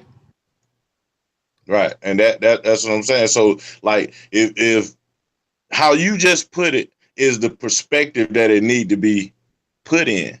So like we won't be considered the extreme, even though they're gonna consider the extreme anyway. But it's like for Israelites that's new, or that even the ones that's been around but don't know how to that don't understand it. Like I said, how you just explain it, you know how to explain how to articulate what they are saying. They, like you said, they say Christ is gonna come back and do it. So they don't say go do it like the lady did. The lady that got locked up down here in Atlanta, she be on Sinel's show. She on YouTube telling folk to go do it. You know what I'm saying? Like, lady, you can't do that. You know, you can't do that. You gonna go to jail telling folk to do that. It's like they lock up children already for posting with guns on Instagram. How you feel like you gonna go on the internet and say go kill somebody nation? You can't do that. You got to teach them how to. Said that? Who was that, DJ? The lady don't be on another show. Come on, Empress Matt. Yeah. Yeah. Okay. Yeah. She was. Well, I'm sorry about that name drop. I'm sorry. Yeah. I shouldn't have said that, but she was on the news down here. She was on the news down here. She was on the news for about like a week down here. Yeah, Like yeah. I that remember. thing was a big deal down here. See, in Atlanta, you know, like even though they say Martin Luther King come from down here and all that, like we integrated in a sense, but we separated. Like white people stay on their side of town and black people stay on their side of town. And the other little towns, like the one she stayed in, is like a mixed town, you know. And when you in those type towns, you got black. Oh, so that's why they took that threat serious. Yeah. Acted on it so fast. Cause she, you know, right. Yeah, see, that go back to what we open with. When our folly or our extremism have any chance of crossing over into them, oh, they gonna deal with it quick. See, they don't play around like us. Right. And she was a lady down there, like I think cats like they used to get their dreads done from or get some type of little art. Like she was on some kind of incense type chick type stuff. You know, like the what they into now, you know, with Like the comedic stuff. economy, you know, like you say, incense, soaps, all that. Yeah. She, you know, she always been on that side, but when that thing when it hit the news and stuff like I never knew who she was. I heard about her, you know what I'm saying, and stuff like that. But when it hit the news, I'm like, dang, they went straight. They didn't hesitate. You got to know they already going at terrorism and, you know, trying to knock out terrorism and trying to figure out what's going on with these police and the government amongst themselves. And here comes somebody that's saying, you know, do this and do that. And mind yourself, King Noble was just on Fox News. I was just finna say that. That was back to back. Yeah, it was just on Fox News. So him being on Fox News and then this lady going to do that, I'm like, man, they finna knock a block out. You know what I'm saying? And we ain't gonna mention the other brother. Don't say his name. You know, because I mean, y'all, them two names y'all said was on national news. So you know, that ain't no secret. But yeah, they was on national news. They went over to Dallas and you know they tried to connect that. You know, people told me I had seen him online or something. I don't remember, but the brother that you know did that thing in Dallas shot all them police officers. So it's like, and see, like that stuff coming from that side. Did he identify with a group? But see, what I'm saying is, you know, he was under the Pan-African Kemetic thing. Okay. But the whole might have been RBG, I'm not sure, but the whole thing, the whole point I'm making is because you can name certain groups out of the Hebrew Israelites, to be fair, throughout history that have done some stuff to make it so that, you know, the rest of us like, damn, you know, we smacking our forehead, or because we know they're gonna use that on all. Right. But then that's that same thing with, you know, the national immigration laws, you know, or Muslims, you know, religious, you know, you ain't part of this nation. It's all kind of crap out there like that. When you how they identify them as Islamists, and a lot of Muslim brothers are like, man, what do they mean by Islamists? Like, Islam is the faith. Islam is the faith, and a Muslim is what you become after you learn the faith. Right. It's not, but how they make it seem as when somebody say you Islamist, all Muslim are about to strap a bomb on. That's a misnomer. You know what I'm saying? And it's like you said, we got to be, and we have to be so extreme on our end to say that those Muslim brother, them some good brother, man. They ain't on no style like that, and be able to teach that back into the community. Although I'm not all with the practices of Islam and all that stuff. I'm talking about that dual morality, you know, for us honoring all men, you know, but brotherhood. It's a separation. That go back to what you said. That go back to what you said, because let's keep it real. They all taking pages from each other's book. Why you think you got the apologists with Vocab Malone and them calling a certain sects of Israelites extreme Israelism? What the hell is that? Israelism. You see what I'm saying? Like, right. is why they don't like cats like us. Because we don't, yeah, I do the debate thing. I even get a little silly, make a funny video, crack on some cats that's trying to come against Israel or whatever. But at the end of the day, when you sit down and talk to me, your BS don't fly. I see straight through your conspiracy. You could try to pass it off and say, oh, they're paranoid. They think it's some type of, no, man. I can see straight through it. Like I'm gonna use a funny example for a second, because y'all know I'm supreme, right? Like when we was talking earlier about the whole sodomite thing, right? And how we do know it's repentance, but even now. So it ain't like we going around like, man, if you see one, do this to them, or not like that. It's just the fact that we call it out when other people, even other people who ain't down with that from other concepts other than Hebrew or Israelite, they won't say nothing. You know what I'm saying? And I'm gonna show you something that's tripped out. Now, y'all remember, y'all recollect in Romans chapter 1, around verse 27, he talks about he's talking about men that lay with men and even women that lay with women. So he's talking about homos and lesbos. And then at the end of 27, he say they're gonna get the recompense of what they've been doing. So that's the result of it. Meaning AIDS, all this other stuff that's gonna happen to them for committing this evil, right? Which the Lord calls an evil. That's this abomination, right? So when you go to the prophet Isaiah, now this is deep. Now, one of y'all was talking earlier, and y'all was saying how the grandmothers, I don't know if that was Israel or which one of y'all was saying like the grandmothers then died. DJ. Okay. And you were saying how like we don't have that same respect to, even if you live a certain lifestyle, don't bring that. It's at that point where they just do whatever. Yeah, don't bring it out into the public like that. Right, that was you. Okay. Now, we old school, but we was taught by old school people. So let's keep it 100. You can look at somebody, and we know you can't, they say don't judge a book by its cover, because sometimes it's just effeminate men. They just effeminate, but it don't mean that they in that lifestyle. They just kind of sissified. They effeminate. You know what I'm saying? Right. But you get them ones where gay is just freaking off their skin. They ain't got to be dressed a certain type of way. It's a spirit with it, as the brother said earlier. We go off the spirit, other people go off concepts, energy, chakras, and all that, right? Now watch this. I'm going to show you what the Lord had Isaiah say about Israel when we get to that point, where we are at right now, right? Okay, this is Isaiah chapter 3. And verse 8, he's talking to Judah, how Judah have failed. We didn't just fail to just a bad state, right?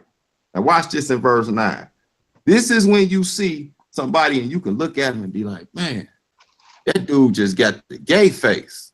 Like real talk, like just verse 9, it say, the show of their countenance doeth witness against them. Your countenance is your face, how you look. That's that spirit on your face, how like I say, your countenance falling, you can see somebody sad because of their countenance, you can see somebody happy because of their countenance. So it say the show of their countenance doeth witness against them, and they declare their sin as Sodom. They hide it not. Woe unto their soul, for they have rewarded evil unto themselves. This was Romans chapter 1, verse 27 when he said that recompense. This is the evil that they get, and it say, look, they hide it not. They think they hiding it, but the countenance is telling on them. You can see a gay ass dude. Excuse my Hebrew, but you can see a gay. Sometimes you can look at him, man, this dude super slimy, and this just all in the face. So they get mad at us when we still got that old school gaydar, but they trying to numb you out of that. They want to make everybody the same. They crossing every line. Everything is just, every line is crossing. You ain't supposed to pay it no attention. You ain't supposed to say nothing about it. Man, damn that. And forget the traditions of your grandparent. Forget what rest in peace, Pop. Forget what your pops told you. Don't go on you, none of that. What your granddaddy told you. Don't you? I can't. My mama off in heaven, and I know she told me everything how to be a man, even how a little boy supposed to act, and you know what I'm saying. I forget that.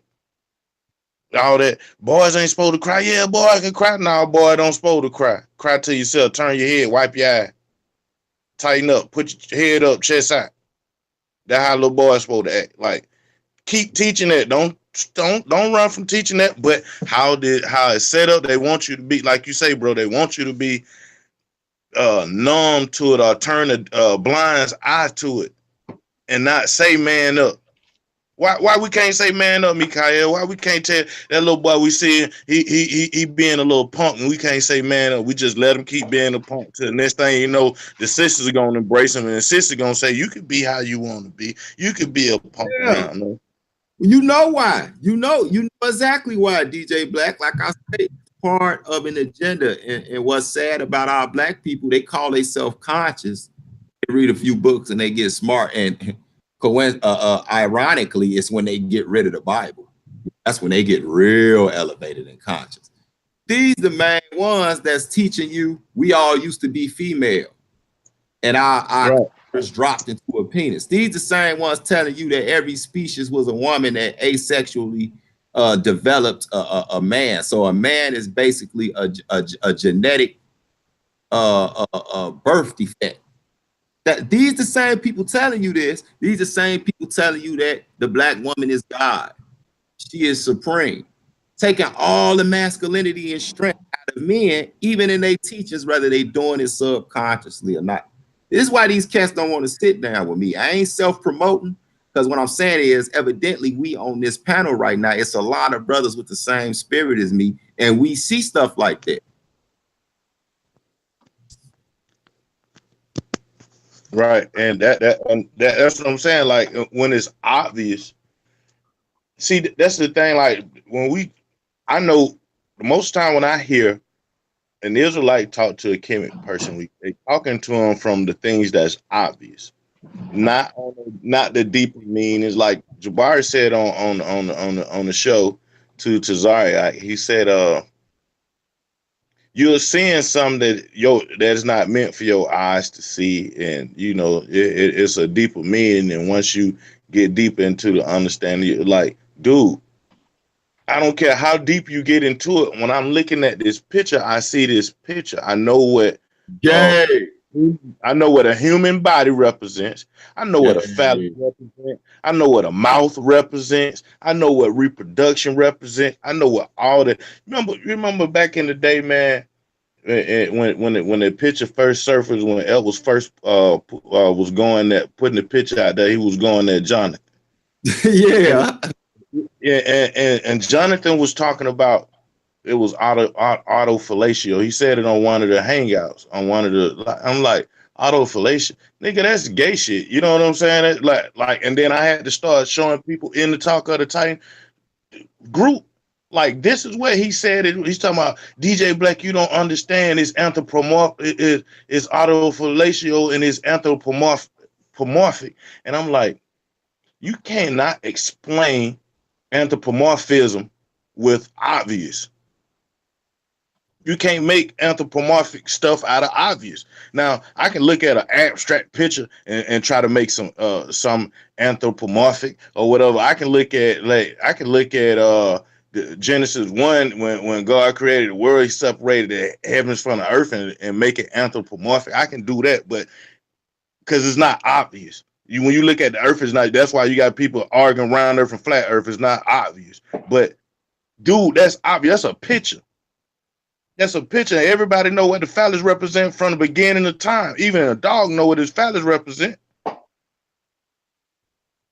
But you got to get a deeper meaning of it. Like, hold on, man, a deeper meaning of it. And then up under, he asked him about Tefnut. And like that was the wife, and how the story goes is in all the literature. So whether he read it or not, and I'm not gonna harp on that too long, but whether he read it or not, the story of Geb raping Tefnut is in all the literatures. So I'm gonna go on record and saying that. So if he want to debate that, is on all the literatures. I got into the stuff because when I first heard the word Hotep and what it meant or whatever, and it was like that's another word of saying peace or whatever, and you know, I'm like, oh yeah, Crocker ain't caught on to that yet, not knowing Crocker, the one wrote it. He the one translated it. And that's why it brought me back. I think when I first was saying that, you was like, bro, Jen, you need to get back in the Bible, leave that stuff alone. And I'm like, why? And you went into a detail of why.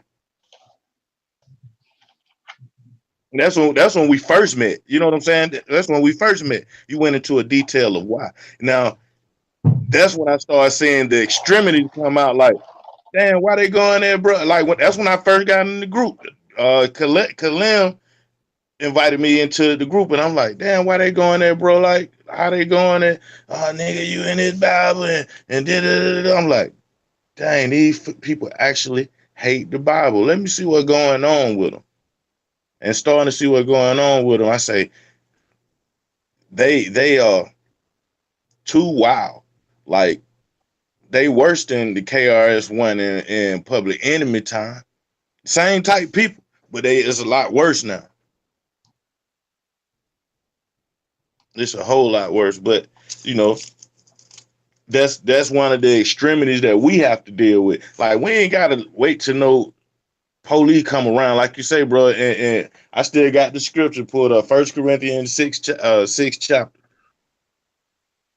We ain't gotta wait till the law to come around. Like, man, y'all need to get righteous in y'all deeds, man. Get righteous, or we leaving y'all alone and let the courts deal with y'all. It was crazy how Umar Johnson would go into court, but he used the gesture, I need y'all to pray for me. I need all the ancestors and all the pray for you. You don't believe in the Bible. You don't believe in prayer. You're an atheist, right? But it's convenient for them to use it then, you know. But then when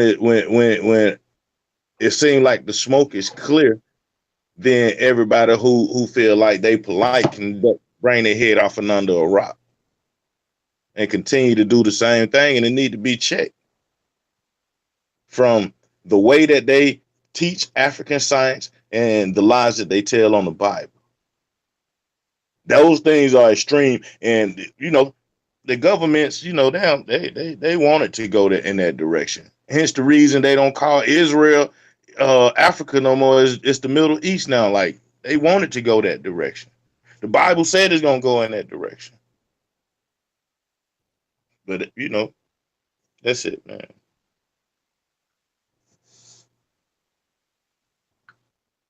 Yeah, Michael. You still there, Mikha'EL? No, thank you. I heard what you were saying, man. I kind of go ahead, Michael. I was reading this ridiculousness on Facebook. See, that's the point. They don't understand. We spend 75% of our time teaching our people. We don't wake up thinking about Kemet. We don't wake up thinking about all these other groups. You know, they just happen to be in our way, so we deal with them. I'm looking at this ridiculous post this sister just put up about and tried to use Leviticus, man, 11 and 20 and 21 when she tried to say it's unlawful to have a pet in your house, man. That's why we need to be teaching our people, man. I mean, that's a baby brew could read that tell you. That's talking about as far as preparing an unclean animal to eat them or a dead animal, man. Oh my God, I'm sorry, y'all. I got threw off by this. She was talking about eating it? Nah, she was saying it's illegal to have a 4-footed pet in your house. It's unlawful. Okay, right. That ain't nowhere in the scriptures, man. She just and that's why I asked. I mean, is she talking about eating sucker, man, or what? Right. She misinterpreted the law about eating it. You know, when they tell you don't have the dead carcass. Right. Because think about it. If you gonna eat pork, how you gonna eat the pork? It got to be a dead pig. It's wrapped. If you go to Jewel's and you buy a pork chop, that's the carcass of a swine. So yeah, I was just threw off by that, man. Right. And see, like all those things right there is like, you know, it's extreme. Like if you teach the right way to look at that, whatever, then you on the edge of extremity. Right. You know, when you start talking about, you know what I'm saying, you're gonna die from salt in your body. That's why I say don't eat that swine, because the type of salt that's gonna build up in your body, and the type of when it eat things, it don't perspire. So all those bacterias didn't come out of it. It's still in there. It's savored into the meat of it now. That's why they say don't eat it. How to look at it is like, you know, just the words and don't eat no swine, don't eat no bottom feeder, don't eat. It's the things that those things. Pimp C died for. Pimp C said, I eat so much shrimp, I got iodine poison. He said it in the rap. Meaning he went to the doctor and the doctor told him you got iodine poison for eating all that shrimp. Damn, I ain't know that. I ain't never heard he said that.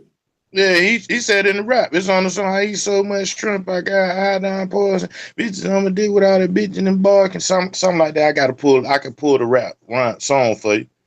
Oh no, it's cool. But the thing is, when we look at these laws, we ain't looking at it like they teaching the laws of what not to eat. But I think we got to start teaching why is it saying, why is it calling out certain stuff? Like, it ain't calling this stuff out just to be calling it out. It's calling it out because it performs a certain type of act. It's gonna do something to your body because it's doing something to itself. Well, you know how I like to do it? I like to teach it first of the authority of God, meaning, thus saith the Lord. He said, don't do it. Point blank. Right. That's first. Right. Right. That's how I do it. No, that's how I do it. I do it in the order. Then after that, we can get into the whole breakdown of the sciences of why he said don't do it. Because if you start off by just the sciences and not the fact that God just said don't do it, they're going to try to find that with every other thing you eat. All the chickens do that. All the turkeys do that. They try to make everything unclean. It's like, come on, dude. Right, but then that's why I said it still boiled down to men inspired by God. So yeah, it was like the brother saying, and like you're saying, a combination of both. You know, it's a logic to it. Is like you said, it's not even science if it don't line up with the word of God anyway. So, you know, it is real logical, very logical. Like it's not till you go to the doctor. See, till the doctor tell you that you got liver disease. Right. And the liver disease comes from this food you ate. It ain't until you go to the doctor to where it tell you got some type of colon cancer. And then we have to wait on. You got to wait till you go to. Like you're gonna keep on eating it till it's time to go to the doctor. You know, people think gluten being a glut. People think being a gluttonous person mean you're getting fat. No, it means you're intaking a whole lot of something that's not good. Right. You know, and you know what? That's funny because that's real funny because see that's what I'm saying. See, we on this level, bro. Well, we look at the scriptures and we don't just teach the scriptures. We don't look at the scriptures as commercial as church people. They don't know the meaning of things. They don't know the depthness of it. They don't understand the spiritual meaning of things, let alone the physical meaning of things. And so like when God says, since you rejected knowledge, I will reject your children. So going on what you just said, if I've been telling old auntie such and such, you know, you need to stop eating that pork, you know, because the Lord say, well, I'll be mad. Oh, well, you know, Big Mama raised us off this. She lived to be 99 years old. You know, y'all all done heard that. And I used to say, yeah, Big Mama made it to 99, but she probably could have made it to 109 if she wasn't eating that. You know what I'm saying? But my point is, since you've been telling them that, and they kept rejecting it, and it came from God and not from you, guess what? He gonna reject your children. So now your kids born with diabetes. Mm-hmm. Saying and now they suffering the recompense off of your errors because you didn't want to live by the scripture. Mm-hmm. It's a cycle. That's true. I mean, that's it. I mean, it is first. It starts there, like you said. You seek the position for you seek God in that precept as well. It's an order to it, you know. Yeah. Mm-hmm. It's an order to it. Yeah. So you know. Yeah, that's another radical extreme thing that's out there. Like we still have to push, like you said, it's an order to it. On the show, and it's crazy, man. This topic, what we talking about, being extreme, and those who are opposed to our type of extremities, like that order, like that they used the word last night on the show, said subordinate, and I'm still go with the word order. It always has to be an order, because if you don't have that order, like they don't want. That's the extreme. That's another one of the extremities right there, Mikha'EL. You know, that order. You know, because once you remove that order, then by not having order, you remove the man out of the house. Ain't no man gonna be where he feel weak. Right. So if a man step out of his household and he going over to this other household, and women who listening and you wonder why he over there with the side chick, because he feel strong right there, because it's an order right there. And that's by nature. It's designed, the universe design, like it's not telling that the woman can't say, hey, we eating this today and we wearing these clothes. No, not saying that she don't have a way that the house gonna do things, but it's still an order to that house. It's still an order to the house. As for me and my house, we're gonna serve the Lord. And we're gonna serve the Lord just like he say, as Christ loved the church and give his life. That's how a man got to give his life. But then the first part say, submit yourself one unto the other. Submitting yourself one unto the other mean both of y'all got to be subordinate. Right. If I'm not mistaken, if you submissive, both of y'all got to be subordinate. If you submitting yourself one unto the other, like how she gonna follow you if you don't follow God? Right. But that's an extreme teaching. You still have to teach the man, follow God. Don't worry about if she's cheating on you or not. Don't worry about if your kids are bad or not. You follow God.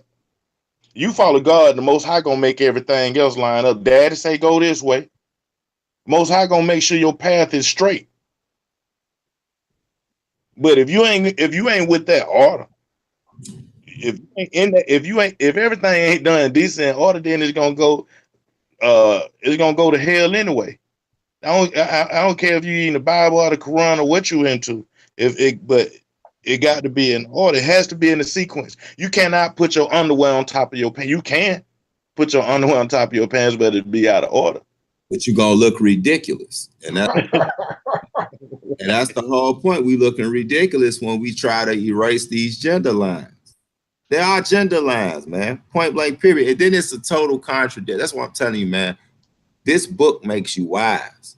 You know, to everybody that got to some point in their life and they rejected the book. And I've heard people, I remember when I used to, about a long time ago, I used to deal with a lot of conscious cats, you know, hung around a lot of Moors and things of that nature, because that's part of my background, right? And you catch some cats that say little things out their mouth like, yeah, man, you know, I read the Bible, man. But that's like our elementary school, you know, that's like the stepping stones to something deeper, right? But then I look at some of the stuff they say and they do, and I was like, if that's the elevation of knowledge, then I'd rather stay right here where I'm at. Because y'all don't understand 99% of the stuff that's in the Bible. So how the hell is going to be a stepping stone when you never graduate? Right. Like they still ain't understanding Genesis. Like when he says separated the heaven from the earth, even that right there, I say, man, what the science said in the Bible? I say, well, that's the first science right there. Yeah. Separating the heaven from the earth. Anytime you look at the earth atmosphere and the land itself, that's why I don't get into flat or round, because when you look at that, there's layers to it. So which layer of earth is flat and which layer of earth is round? Because it was separated. That's first of all. We can't put it back together because the Most High separated it. Yeah. Go ahead.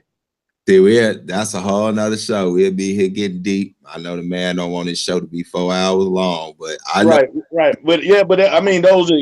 I mean, you're right. You know what I'm saying? I'm just pointing out one of the extreme things like that put you on the radar of basically trying to make it go right. Basically, what I'm getting from what you conveying is your average person can stay stuck in Genesis forever. Just the first 2 chapters, trying to figure it out, but yet you super deep in the Bible as a stepping stone. It's super funny. And then you hear these same people, you know, they try to get all deep, you know what I'm saying, man, you know, like the young pseudo concept, the young Pharaoh, he say something like, you know, we was all female, which he didn't come up with that either, but you know what I'm saying? We all was female and all this. Then you got people repeating this. But then these same people will tell you, be a man. Well, hold on, that sounds like a standard you pushing. Like, man is like a high standard. Like, I thought we all came from females. Why you don't tell me be a woman? Because you know it ain't right. Because you know it ain't right. You are a gender, man. A man, essential nature is strong. Point blank, period. It's supposed to be. And they trying to take that away, man. And a lot of them preaching for booty, too. Let's just keep it 100. Y'all know that's my famous term. Cats is preaching for booty. They won't. They won't. And can you just preaching for that filthy lucre, that money, man? You want to call that booty? You know, the take, right? I'm talking about they preaching for filthy lucre and literally they preaching for booty. That's what they use it, man. They use that money to get it. Man, they preaching to get in these sisters' panties. From the genetic science to the church. They're doing the same tactic. Yeah, I mean, I'm game, you know, the love of men, women, you know, being what it is. I'm with that our people, and then, you know, love of women. It is an order to on the misogynistic I'm gonna get me a car, right? I'm gonna get my copy here. I'm not sure how much longer we're gonna be on because I did see Carl like, y'all, if we still going in and Mikha'EL said, man, we on 3 hours. I'm not sure how many we're gonna go with. Yeah, I'm here. I'm gonna give you some coffee. Go ahead. Yeah, but I was saying we I forgot. I lost my spot. Well, you were saying something about the marriage or polygyny or something of that matter. Nah, I was talking about misogynistic. Right. They talk about the Bible is so misogynistic, or the Hebrew Israelite tradition is so misogynistic. But this is what I want to say about that. It is not. The reason why the church is filled with women and a lot of the Israelite cats got a lot of wives, or there's a lot of women, because it hella scriptures preaching to the power of women. Those women ain't going to the church looking at the weakness of a man. Is preaching. They preach to the power of that woman. Every time the average woman that go to church Easter, she know the thing of finding her a Boaz. She don't go to church all the time. She know that. Right. So it's like they got to get off of that. But like I say, what we talk about is extreme. When Carl Albert go to Sinetta Television, Black News 102, and say the Bible is the best tool for our liberation, and Khalid Muhammad said it too. That's too extreme. He was already an extremist. You know what I'm saying? Well, that's how they look like. Nah, bro, we ain't finna say that. You know what I'm saying? Now, Sinetta said under here, bro, But then he like, oh hell no, well, I got goddamn Shaka, Almo, Jabari, and the rest of them over here. If I do that, then and I ain't, that's his hustle. I don't know what he like outside the camera. Dude probably read it, Bible, say it, prayer, makes a lot, everything. I don't know. But for when that camera come on or whatever, that extreme talk, he run from that real fast. Oh no, not over You here. know why I like that? I gotta say that too. I'm gonna get a brother his props on here. You know I like when a brother does what Carl do. When you go out there on a so-called conscious platform, right? Meaning they got a standard for what they consider to be knowledge. And he go on make a bold statement out of his mouth. Somebody might want to mute that mic because I hear me echoing. And if he make a bold statement out of his mouth, like the Bible is the best tool for our revolution, excuse me, for our revolution, for our liberation, he instantly comes behind that with credentials or with a sponsor. Who a better sponsor than somebody like Khalil Muhammad? You know what I'm saying? Them like his credentials now. So now what he did is he gonna name these people that's highly respected and show where they share some of that same sentiment. Now you just put the whole argument on an even playing field. You see what I'm saying? So now they can't just dismiss the Bible.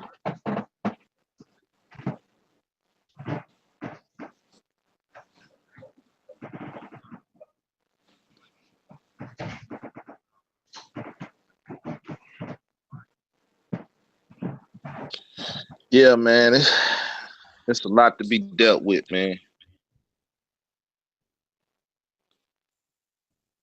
It's a lot to be dealt with. Yeah, I see you got your food. You done maxed already? Or you about to smash now? Oh, that's been gone. I don't play with food.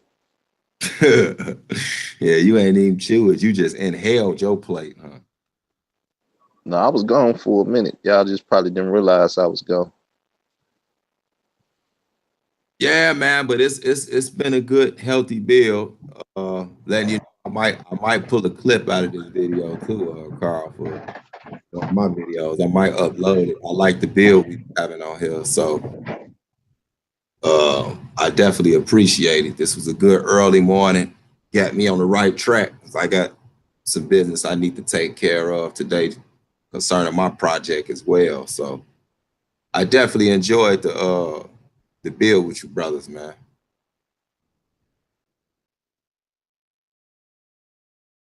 I appreciate y'all a whole lot, man. That's straight up. And I'm sorry, it looked like I ran off and turned the mic up. I'm sorry, guys, if I had you. Yeah, I was actually up doing some work, and then I seen this topic, and I'm like, let me see what this man what he got popping this time, because it's a different topic, and it's coming at it. It's like this is something that need to be dealt with. Ain't no need no government riding down on nobody, catching nobody off guard slipping via YouTube while you at your mosque, your temple, your church, or wherever you at, catching you off guard because you ain't dealing with this, because you ain't dealing with an extremist is, or what's crossing the line, what's playing around. But with that, man, I'm gonna say peace, y'all. Please, DJ, and I'm gonna do the same thing. Mikha'EL, hey man, how much snow you got out there?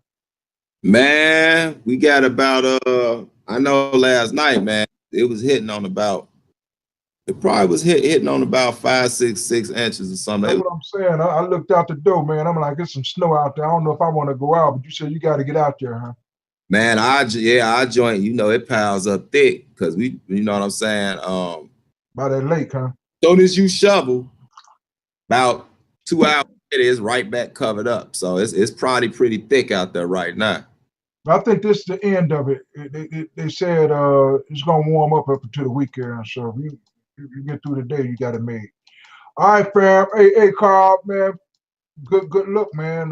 Like you said, you're trying to revisit a topic that you put a good stamp on it anyway. So it's been one. I'm out. Yeah. Yeah, and let me say mine too, man. Yeah, don't lay it up off this B.I.E thing. At least people need to be aware of it. You know what I'm saying? We need to be aware of it. So I got to slide me a plug in there. Of course, listeners, subscribe to Hebrews in the Hood. That's Hebrews with a Z at the end, N-I-N-D-A as in the hood. Subscribe. And I like to say shalom, shalom. All praise to the Most High. Thank you, bro.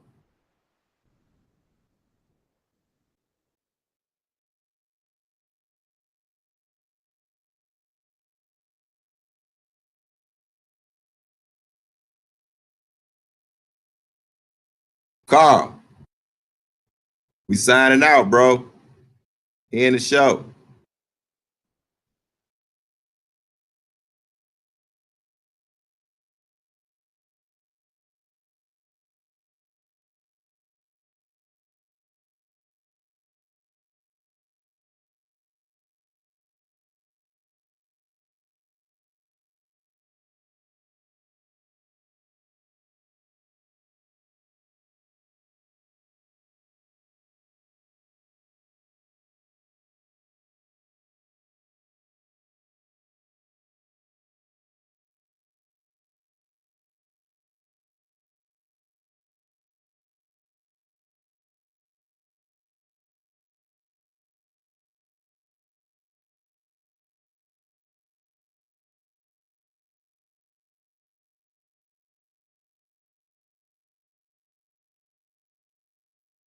So people, I don't know what happened, but it's obviously everybody fell off and probably left. So we're gonna say peace. I'll holler at y'all later. I'm out.